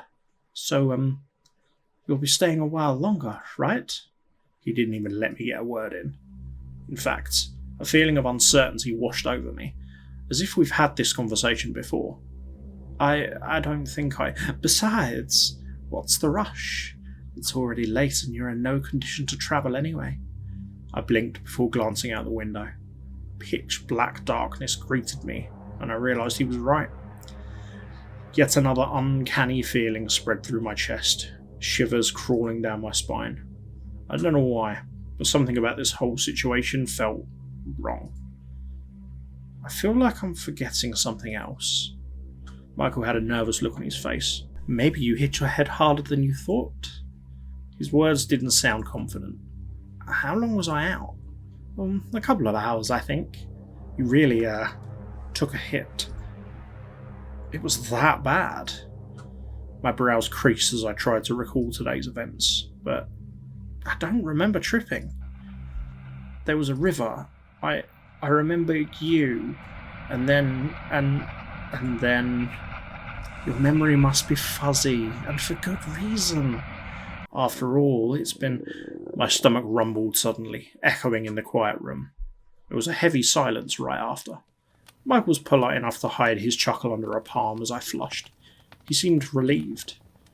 Well, lucky for you, I've got dinner on the way. It should be ready soon. You're okay with soup, right? Soup? Soup sounds alright. My stomach growled once more, the pain of an empty gut making me wince a bit. My host noticed immediately. Oh, maybe we should get you some food sooner than that. Do you feel okay enough to get up? I nodded with a grumble, swinging my legs over the side of the bed, before noticing something was on my lap. Oh, wait, what's this? I unbundled a pile of thick fabric, realising it was an oversized sweater with a pair of baggy sweatpants. That looks cosy! I mean, I generate way too much heat, so I would sweat out in this, but it's cute! A mushroom pattern. That's oddly cute. The material felt worn, but comfortable. A towel laid right next to them. Is this for me? Oh. I figured since you'll be staying another night, you'd want some fresh clothes. They might be a few sizes bigger. Or a lot. Sorry. He'd gotten shy for some reason. On the other hand, I didn't have to take a whiff of myself to know I probably reek. I nodded again, giving him a small but grateful smile. They're fine, Michael. Thank you. Yet another thing I had to iron. Couldn't help feeling like I'm taking advantage of his kindness now. So, you know where the bathroom is. Take your time clearing up. I'll be in the kitchen if you need anything. I'm really happy you're here. He stood there for a good few seconds, fidgeting with his hands as if he wanted to say more, before finally heading to the kitchen. I watched his back retreat before hoisting myself up and heading to the bathroom. Now that I was alone, I had a moment to gather my thoughts. The nagging feeling was back. A prickling feeling across my skin, raising goosebumps as if to tell me I shouldn't be here. I just couldn't place my finger on what. Well, this is obviously a no-brainer. I should be careful. I just couldn't shake the feeling that Michael was hiding something. He'd been a gracious host so far, but I didn't make him the most trustworthy either. There's definitely something I'm missing. My mind was wandering even as I undressed and stepped under the shower. The icy chill of the water did nothing to distract me from my nerves. If anything, it just elevated it. I was a shivering mess by the time I was done cleaning myself with whatever soap he had lying around. Once I dried myself, I inspected his clothes inside and out to see if there was anything off with them. They smelled like wet grass and burnt wood. Considering his lifestyle, it made sense for his clothes to have that sort of scent stuck to them, I suppose. Putting them on just reminded me of how big and tall Michael was, compared to me at least. I fidgeted and fiddled with the sleeves and waistband until I could somewhat move comfortably. There's no mirror in his bathroom. Is this not a mirror? So I had to assume I looked like a walking potato sack. Well, better than nothing. Gathering my courage, I shook out my hands and straightened myself before exiting towards the kitchen. A savoury scent filled my nose. Michael did mention dinner was almost done. As I entered, I saw Michael by the stove, idly stirring something crimson in a pot and humming quietly to himself. His content smile widened as he saw me, his ears flicking. I tried not to look uneasy as he looked me up and down. Oh, how do they fit? They're alright. Much too big for me. He nodded, turning back to the pot. I can see that. Right. His smile faltered as he picked up on the wariness of my tone. Is everything all right? His eyes held a sense of worry, his shoulders tensing. I can get you something else to wear if you'd like. No, there's no need. He paused, hand gripping on the ladle tightly as he continued to hesitate. Nick. There's another pause before his brows furrowed. I'm not an idiot. You don't trust me, do you? I flinched. Michael looked hurt as he sighed. So I'm right. His ears flicked by the sides of his head as he turned back towards the stove. Can I just know why? His eyes were sad as he stared at the pot, as if he'd been in this situation before. Because you're literally in my brain. Michael, I thought I did everything right. Truthfully, I didn't expect such a direct confrontation. There's a lump in my throat as my fists clenched at my side. It's just... The kettle started whistling, but he was clearly ignoring it. I swallowed down my growing anxiety and decided to be upfront. I just didn't expect to be here again. It felt like the wrong thing to say when Michael's frown deepened. So you never wanted to be here? No, I didn't mean it like that. Then how else would you possibly mean it? Another deep sigh slipped out of him as he reached to lift the kettle off the stove, mumbling to himself. Don't kill me with the kettle, please. I was hoping you'd be different. What was I thinking? What did you say? No, nothing. Michael, His forlorn expression made my words feel thick on my tongue, forcing me to reluctantly swallow them back down. Any trace of suspicion I had faded and was replaced by a feeling of guilt. I'm sorry. I just thought I'd be home by now. I know. I'm sorry too. He lifted his gaze towards me, eyes full of regret.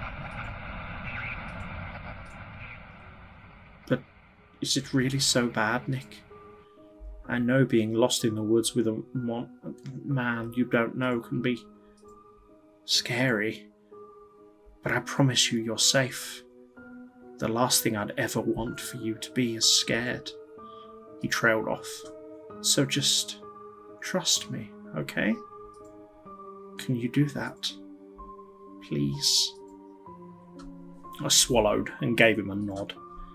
My gut still roiled with suspicion, every fibre of my being wary of him to a certain extent. He seemed satisfied though, eager to move on past the tension. Thank you. His mouth quivered at the edge, all four of his eyes squinting with the slightest bit of hope. Please, let it be different.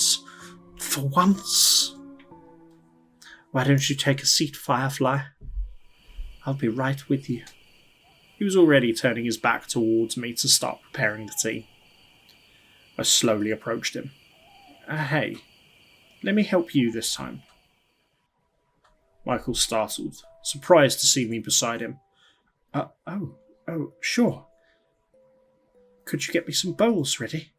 We're having tomato soup. Oh, did you want some grilled cheese with yours, or would you prefer garlic bread? Oh, grilled cheese, baby. Got it. I brushed past him, feeling his tail linger by my ankle as I grabbed the bowls and spoons from the bottom shelf. He started preparing the sides, the smell of toasted bread filling the kitchen and mingling with the soups. I took over preparing the tea. Finally, I ladled the soup from the pots into a larger bowl just as Michael finished flipping the last piece. We settled in for a nice, hot dinner. That does look good. Regardless of how I felt about tomato soup, Michael's turned out rich and creamy with an amazing balance of sour and sweet. Dipping in the bite-sized grilled cheese sandwiches made it taste like pure, savoury comfort, crisp and gooey. Even if I'd never had it as a kid, still made me feel nostalgic somehow. There's still a feeling of stilted awkwardness, but the food helped ease us both into a warmer, light-hearted conversation. I didn't realise how hungry I was until I refilled my bowl, Michael watching me with his chin propped in his hand. His own bowl sat empty. Apparently he'd already had his fill. Is tomato soup your favourite? His question was innocent, though his eyes were observing me carefully as I shrugged. I think I'd love anything you cook. He stilled, taking a second to process what I said. Well, thank you. No, thank you. Usually I get takeout or microwave dinners. Nothing beats home-cooked food. What's a microwave?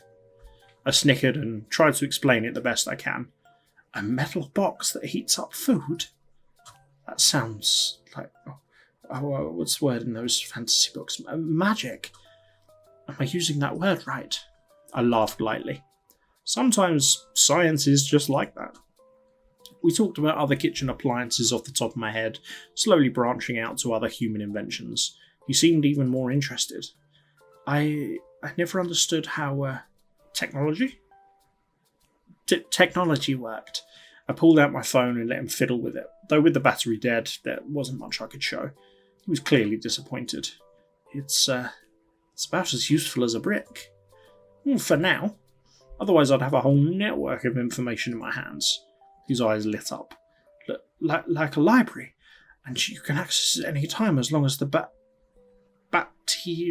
is alive? And as long as I have an internet connection. Right. Internet. I didn't know you could do that. I just see people staring at them all the time. It seemed boring. He looked at my phone again, a look of wonder on his face. Having a whole library in your hands. Oh, everyone must be really smart then. Oh, Michael. Oh, you sweet peach. Well, not everyone uses it like a library. More like a messaging hub. A source of content consumption. His ears flicked as he stared at me with a blank smile. Consumption? You can eat it? Yeah, he has no clue what I'm talking about. How do I explain to him the very concept of Web 2.0? I cleared my throat, deciding I simply won't. Maybe I can show you what I mean someday. His eyes brightened. Seemed to like that idea a lot. You mean that? I do, because you're in my brain. I can have some. Yeah. I think it's about time you started getting a little more modern around here. No offence. Imagine what you could do with a generator. His smile widened just a tad, and there's still a cluelessness to his face that was just a little endearing. Generator? I laughed and reached across to pat his hand, a gesture that made his smile wobble. Like I said, I'll show you someday. A loud thwack sounded against the floorboards, followed by rhythmic thudding. Leaning over, I could see the tip of his tail wagging back and forth, the tip of it slapping against the floor almost comically. Michael looked flustered as he laughed softly, pulling his hand back to rub his neck. Sorry. He looked like he had more to say, but exhaled heavily, gathering himself before tilting his chin towards my empty bowl. Are you done? I nodded as he stood and collected our dirty dishes, heading towards the sink to wash them. I followed close behind with the mugs. We made quick work of the dishes, heading back to the living room to relax. Michael headed to his basket of knitting materials, his movements routine. I wasn't sure what to do with myself. Now that food was no longer a distraction, I felt uneasy again, glancing around the room and staring at the window. Michael was eyeing me as he grabbed the stool and dragged it to the centre of the room. Is there something outside? His question sounded innocent, but it had a sense of wariness to it. I shook my head quickly. No, nothing. I was just... Something catches my eye from under the bed, glinting like a knife. Tilting my head lower, I could see it was a tin container, the size of a shoebox. What's that? Michael looked up. Under your bed. A panicked look came across his face. That thing? Just some emergency supplies. Yeah, nothing too special. I had an inkling he was being dishonest again, but figured I'd leave it for another day. I see. Michael watched me for a moment or two before clearing his throat. Hey, Firefly. I've been meaning to ask. Do you remember what you said at the river? The river... Oh, where I tripped. I pursed my lips in thought. Not really. Everything feels fuzzy to me. He seemed disappointed. Yeah, I bet he does. Oh, not even a little. I shook my head. Why? Did I say something stupid?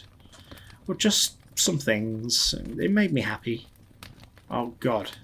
I think I did say something stupid. Before I could ask about it, he'd already gestured towards the bed. Well, you should get some sleep, Firefly. Want to wake up nice and early to find Fleur, right? The idea of looking for my cat once more made me wilt. You really think we'll find her? Michael looked on edge, pocketing his hands. It doesn't hurt to try.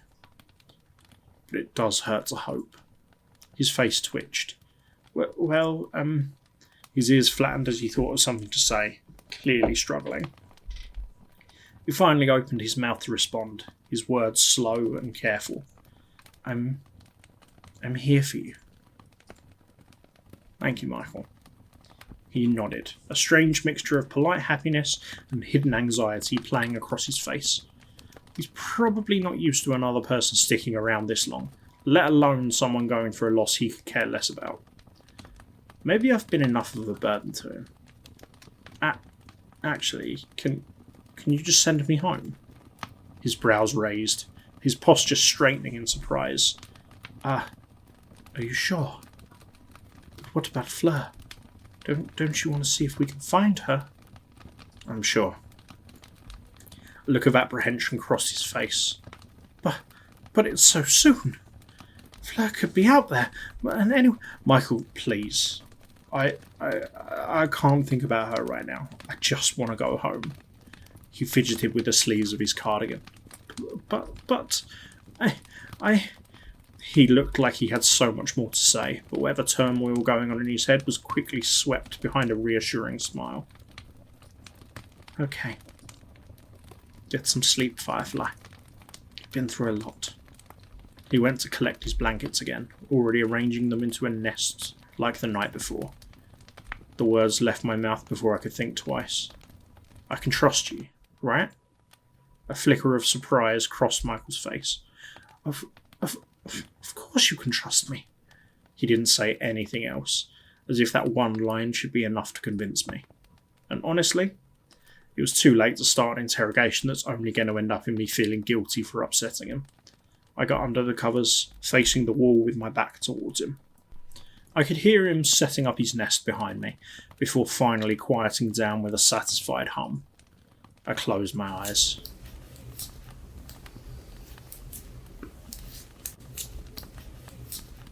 The last thing I heard was the gentle crackling of the fireplace, accompanied by Michael's knitting needles clicking away in the dark.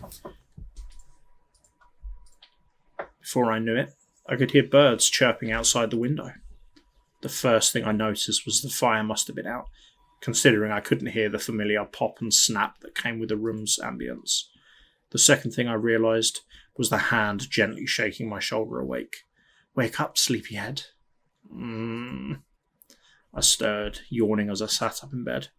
Michael beamed, hand still on my shoulder. There you are. Had a good sleep? I mumbled incoherently. His smile widened into a grin as I blinked myself out of my woozy state. If I didn't know any better, he seemed to enjoy waking me up in the morning just to see my disgruntled expressions. Breakfast is ready. Wash up and meet me in the kitchen, all right?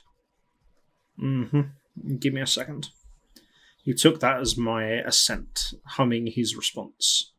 Suddenly, his hands reached up to ruffle my hair, messing up my bedhead further. Hey! He merely laughed at my indignant squawk before reminding me once more to get up, his steps already thudding across to the kitchen. Recovering after a moment, I stared at the wall and pondered my situation for a second as I made my way to the bathroom. This was the third day since I've left my house. I'm missing work, missing my cat, missing my sense of direction. I've got to get back to my life. Today. Quietly reminding myself of my goal, I padded to the bathroom, freshened up and joined him in the kitchen. Michael was already seated, cutting into some pancakes. His smile was bright as I entered the kitchen, his tail flicking closer to my seat as I sat down. A similar stack of mouth-watering pancakes was placed across him, waiting for me to dig in. Though I couldn't bring myself to muster up an appetite with so many thoughts filling my head. He seemed to notice the look on my face, laughing nervously. You look serious. Something on your mind, Firefly? I picked up my fork, twiddling with it. I'm just worried about getting home. Michael faltered as he lifted a piece to his mouth. Oh. You're still thinking about that? He seemed annoyed, which was a first. Yeah, of course. I've been gone for 3 days. People probably think I've gone missing. His gaze lowered, almost grumbling. Is that so bad? What? Yeah, that is bad. Why do you sound like you don't even care? Michael frowned, looking up at me now. Why do you sound like you're so desperate to leave? What? It's all you ever think about. Are you not happy here? Is it not enough? I sighed, rubbing my fingers over my eyes. Michael, look, we've gone over this. I've said it once, and I'll say it again. You've done so much for me already, but I can't keep pretending everything's okay here. I want to go home. I need to go home. He sucked in a deep breath, grunting something indecipherable under his breath. I only wanted to... He seemed to be battling himself before he finally sighed. I'm sorry. You're right. Of course, you're right. His tone seemed genuine, even if the hurt in his eyes was clear as day. I'll send you back today. I narrowed my eyes. I mean it this time. I promise. He held his hand over his chest. I swear on my heart.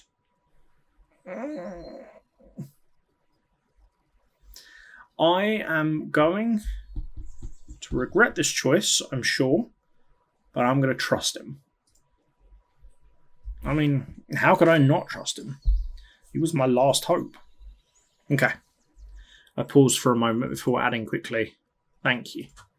He nodded and went back to eating, watching me expectantly as he took a timid bite. It was a moment before he swallowed and spoke again. Can you promise me something? His voice was quiet and, for lack of a better word, vulnerable. What's that? Promise me. His mouth hung open for a second or two before he laughed. Promise you weren't lying when you said you liked my cooking. I snorted. Are you kidding? Do I look like the kind of person to lie? I'm offended, Michael. He laughed again, light and airy. But if I dared to look closer, I could tell it was fake. He probably didn't want to make our last moments tense and awkward. The least I could do was meet him halfway. Before long, we found ourselves walking down another path from Michael's. The route was different today, probably because he didn't have any detours in mind. We walked in silence for a while.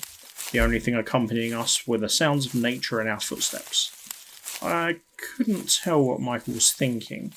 I know he wasn't the talkative type unless spoken to, but right now he seemed eerily quiet. His back was tense, his eyes looking nowhere but forward.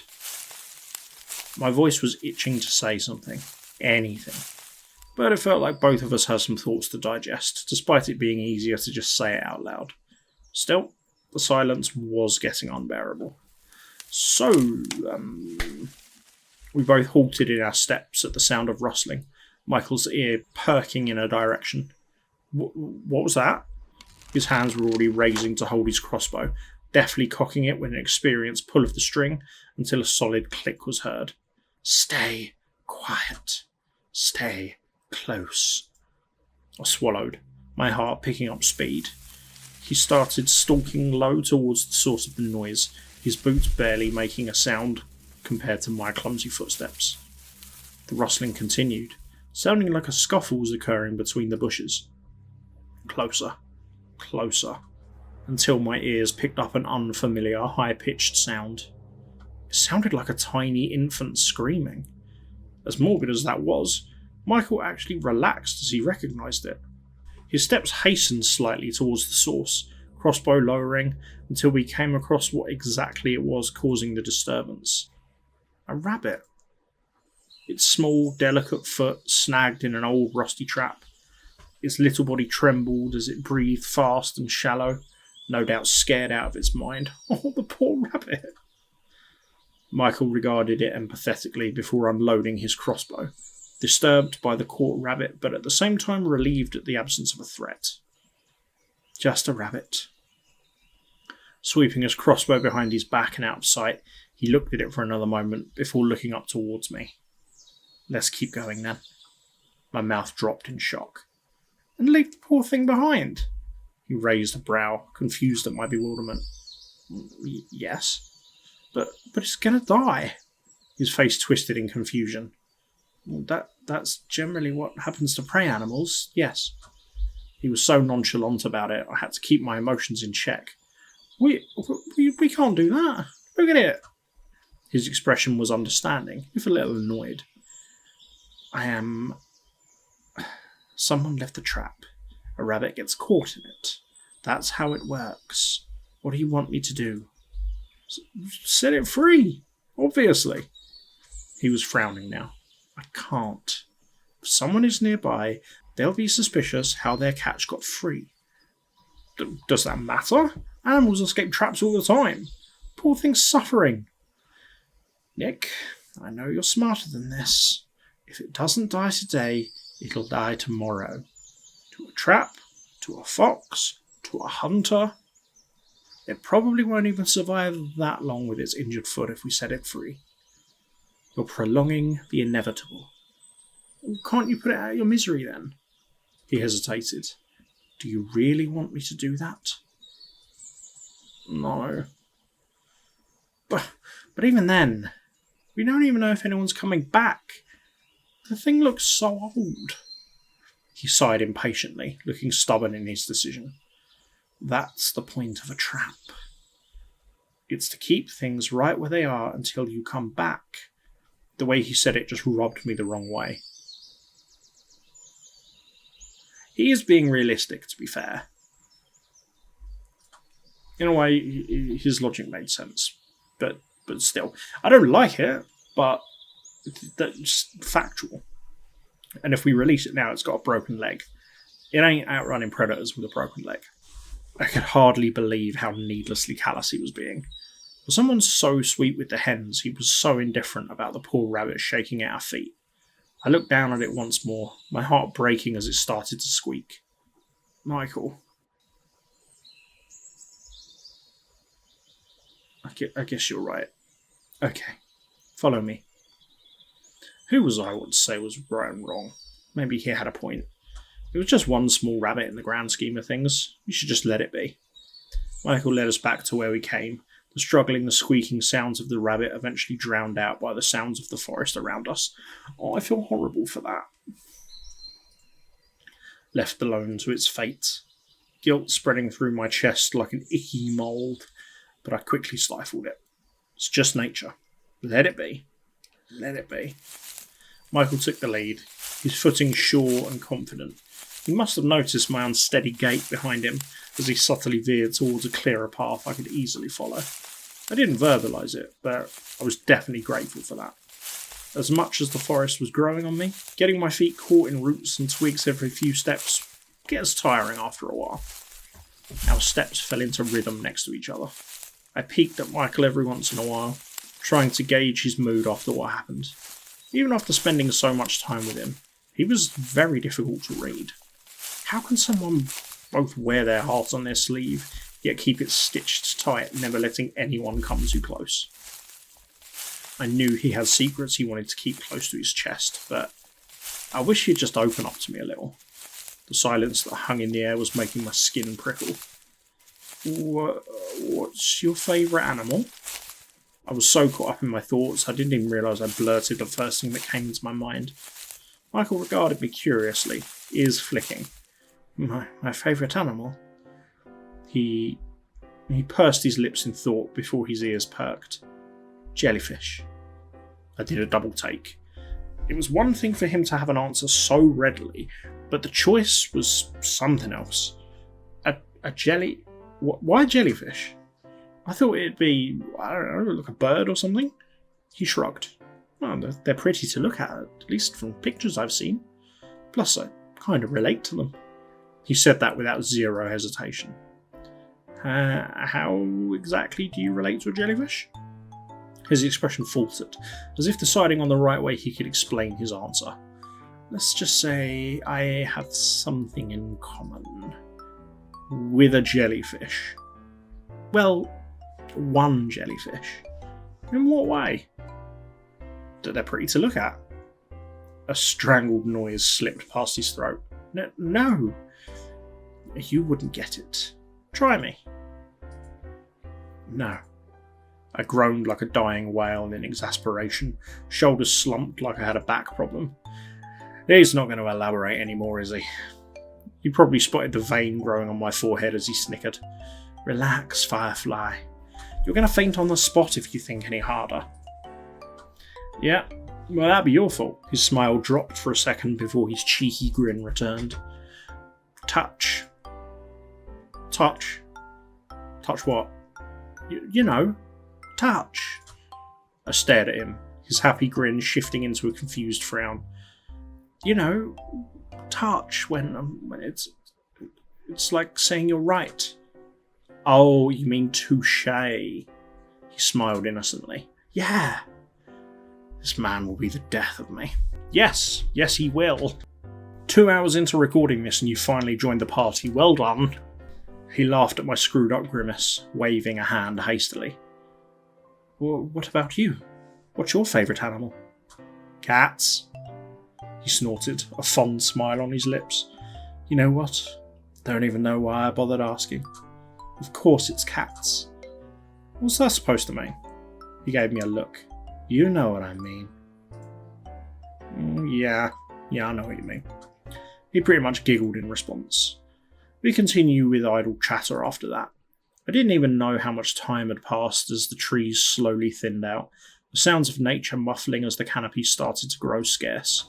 Suddenly, I heard the soft yet familiar rumble of a car in the distance. I almost didn't pick up on it, fully immersed in whatever Michael was rambling about. Something about the life cycle of a topsy-turvy Dorney, or whatever it was he called it. Oh, had we really walked that far already? I left Michael's side and rushed forward. He made a sound of surprise, but followed suit. I neared the edge of the forest just as another car drove past. I recognised my street instantly. Breaking into a light jog, I almost missed Michael calling for my name as I run down the road. There. My house was visible from where I stood by the street. I was breathing heavily by the time Michael approached my side, the man barely making a sound as I took in the sight. Oh God, I've missed this. I turned to thank Michael, only to startle when a bundled stranger took his place. Whoa! Sorry. People about. I couldn't see anyone around, but I guess he was right to be safe. I guess this was his version of a disguise. If I were to pass him on the street, I don't think I would have bothered to look twice. I mean, I'd want to say thank you to your face, but I'll settle for this, I guess. His chuckles were muffled underneath the scarf. He pulled it down so he could speak properly. Did I scare you? Sorry, I got distracted. Michael's eyes squinted from where I could see them. And I wonder how you don't get lost every 20 steps. Hey! He laughed at my offended tone. You better not go back in there, got it? I'm not always going to be around to find you. Who says I need you around to find me? Almost instantly, his eyes hardened under his sunglasses. I'm serious. Don't go wandering in these woods again, or I might have to start taking drastic measures just to make sure you stay put right where you are. I sputtered indignantly. I'll wander where I please. Sure. He looked over my shoulder towards my house. So that's where you live, huh? Looks cosy. I wasn't sure if he was being genuine, considering he lived in the wooden back ends of the middle of nowhere. Suddenly, I perked up with a thought. Do you want to come by? His eyes darted towards me, shock evident on his face. Me? To your home? I nodded. He froze completely. For a second, I thought he stopped breathing. I'd love to. Sudden barking and a shout startled us both, my body jerking forward as his arm yanked me close. I heard a soft rustle as his sunglasses fell to the grass from the sudden motion, his hastily worn beanie shaken off his head. Looking up, it was just my neighbour calling out to their dog. Ah, looks like Vida's back from college. I paused, feeling his grip tighten. I looked down at his hand on my shoulder before glancing up at him. Michael?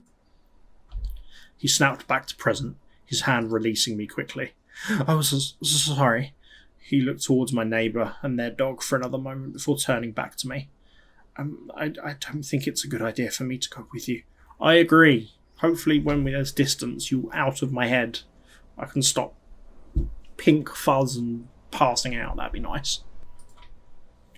I don't want to be seen. I deflated just a little. But you have your disguise, don't you? He shook his head insistently. I can't risk it. It's better this way. He spoke with a finality that was starting to become familiar. If he wasn't willing, fine. At least I was. Before he could pick up his accessories, I gently grabbed his wrist. Then can I come and visit you instead? What? I huffed impatiently. If you won't come to mine, I'll go to yours. Once again, he was rendered speechless. But why would you ever want to see me again? At this point, I was starting to look and sound peeved. For all his good traits, the constant need to build his walls higher around me was starting to get annoying. I folded my arms, looking stern. His eyes widened as if in preparation, ears flattening like a cat in the middle of a scolding. Michael, can you just accept the fact that maybe I enjoy your company and wouldn't mind more? I'm sorry, nobody's ever... But you wanted to go home so badly. Oh, this man is hopeless. Yes, of course I did, but that doesn't mean I'm going to forget about you completely. Besides, I promised I'd show you what phones could do, didn't I? Dismissing the fact that there's probably not much I can show when there's no data in the woods. I'm sure he'd be enthralled by whatever dinky mobile game I had installed at the time. The point was, I just wanted to see him again. So that means I get to see you again. I picked up on the eager tone in his voice, realising he wished for the same sentiment. Yeah, I want to. His voice warbled for a second. Firefly? He cleared his throat, laughing to himself. Nick, you can't imagine how much that means to me. A lot. It means a lot. More than you know. I nodded, a giddy smile creeping onto my own face. How's next weekend? He tilted his head. That's 7 sundowns from now. 5. His smile widened, eyes squinting in absolute delight. Okay, I'll meet you here then. I smiled at him, figuring that this was goodbye. Thank you. You're welcome, Firefly. His voice was filled with a warm, soft reverence. I didn't think much of it before, but now I was really curious. Why do you call me that? Huh? Firefly. You've been calling that since we first met. Why? Oh, he fidgeted with the strap of his satchel as if embarrassed. I guess you just remind me of one. I snorted, folding my arms in mock offence. You're comparing me to a fly now. Beetle, actually. Still a bug. He sighed, rolling his eyes. I'm not done. Right, sorry. Go on. He rubbed the tips of his fingers and the strap again, slowly speaking. When I first found you, I thought our time together would be short. Something that might fade as quickly as it appeared. And if I wasn't careful, you could slip away so easily. Fireflies are so delicate after all. But then you stayed. And not just stayed, you lit up everything around me. Something I didn't even realise I needed. Your light was warm, soft, mesmerising, safe. I wish I could keep you in my hands forever. But you wouldn't like that, would you? He stared at me with such intensity, I really did start to feel like a bug under a microscope. My face grew warm, a shudder running up my spine. Wow. Cool story. Anyway, I gave him one last light punch on the shoulder. It felt like punching a sack of grains. See you next weekend. Ignoring the heat on my face, I looked both ways before jogging across the streets. My neighbour in their yard looked up as I approached, their eyes lighting up in recognition. Nick! Their hands fidgeted with the frisbee in their hands as they approached, their ever-loyal Leica following close by. I was wondering where you'd been. I dropped by to give you some cake over the weekend, but you weren't home. You didn't answer your phone, and your packages were piling up at the door, and... I held my hands up in a placating gesture. Vida, I'm fine. At our feet, Leica was dutifully pawing at their elbow to calm them down. Their mouth stopped midway through another sentence, blinking rapidly. Sorry. They reached down to pat Leica's head, significantly calmer as they asked me again. Where were you? Where have you been? I was, visiting a friend. For a digital detox. Off the grid and all that. They blinked slowly, nodding. Oh, well that sounds exciting. By the tone of their voice, they did not mean that at all. Oh, what about Fleur? Did you manage to find her? My mood instantly dropped. No. It's why I went away in the first place, you could say. It took a few seconds for Vida to understand what I meant. Oh, I'm sorry. It's fine. They straightened, a flash of empathy on their face before they smiled. Well, Leica and I are around for a semester break if you need anything. We should do a movie night. Maybe that'll lift your spirits. I found this really good one I think you'd like. I did some research and I feel like it's right up your alley. Leica and I could take a quick drive to the store, so just let us know when you're up for it. I could get your favourite snacks and stuff. Leica gave a happy bark at the familiar word. A fond smile quirked at my lips. Thanks, Vida. I'll bring the orange soda. Their expression lit up happily. Take care. I bid them both goodbye and walked up to my driveway. Once I got to my door, I had an urge to turn around one last time. I was surprised to see Michael still standing by the forest's edge, shadowed by the trees. Our eyes made contact, his own fierce, piercing yellow shining against the shade. I gave him a big wave. It took a moment, but he waved back. Smiling to myself, I unlocked the front door and let myself inside. It was surreal standing in my doorway again. I felt like Alice who'd just woken up at the end of the book, feeling like I dreamed of Wonderland. I tossed my keys and backpack by the hall carelessly before plugging my phone into the charger. I dreaded playing catch-up with the people who might have tried to reach me during my absence. Work, family, friends. I groaned aloud, flopping onto the living room couch. Ah well, at least I had this weekend to look forward to. Woo! That was good. That was real good. I really enjoyed that. I think I accidentally got the neutral ending, it would seem, which I promise I did not do on purpose. I just went through it with what felt right at the time, aside from a few things that I felt a bit about afterwards. But yeah, I have also been recording for about 2.5 hours, so I was going to do one video going through everything, but I do not have the time, sadly. So I will end this here. We know the neutral ending of the story with Michael. I can't imagine he's going to take too kindly to me having other friends. Something just gives me that impression. I don't know what it could be, but I am intrigued to see where this goes. It's very well written, Like the way, because sometimes like the words can look good, but then it doesn't flow properly. But the way the way the conversations were written actually like flowed really nicely. It was really, really well done. Longer than I was expecting. Didn't get quite as much covered. We didn't die, so that's good. But also, boo for content.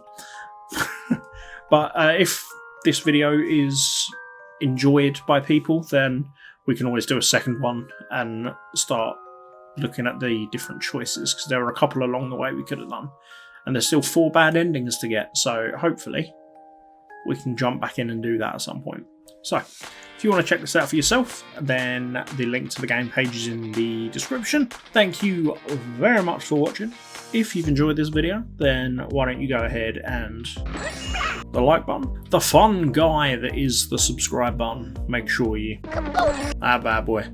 And until next time, love you, bye.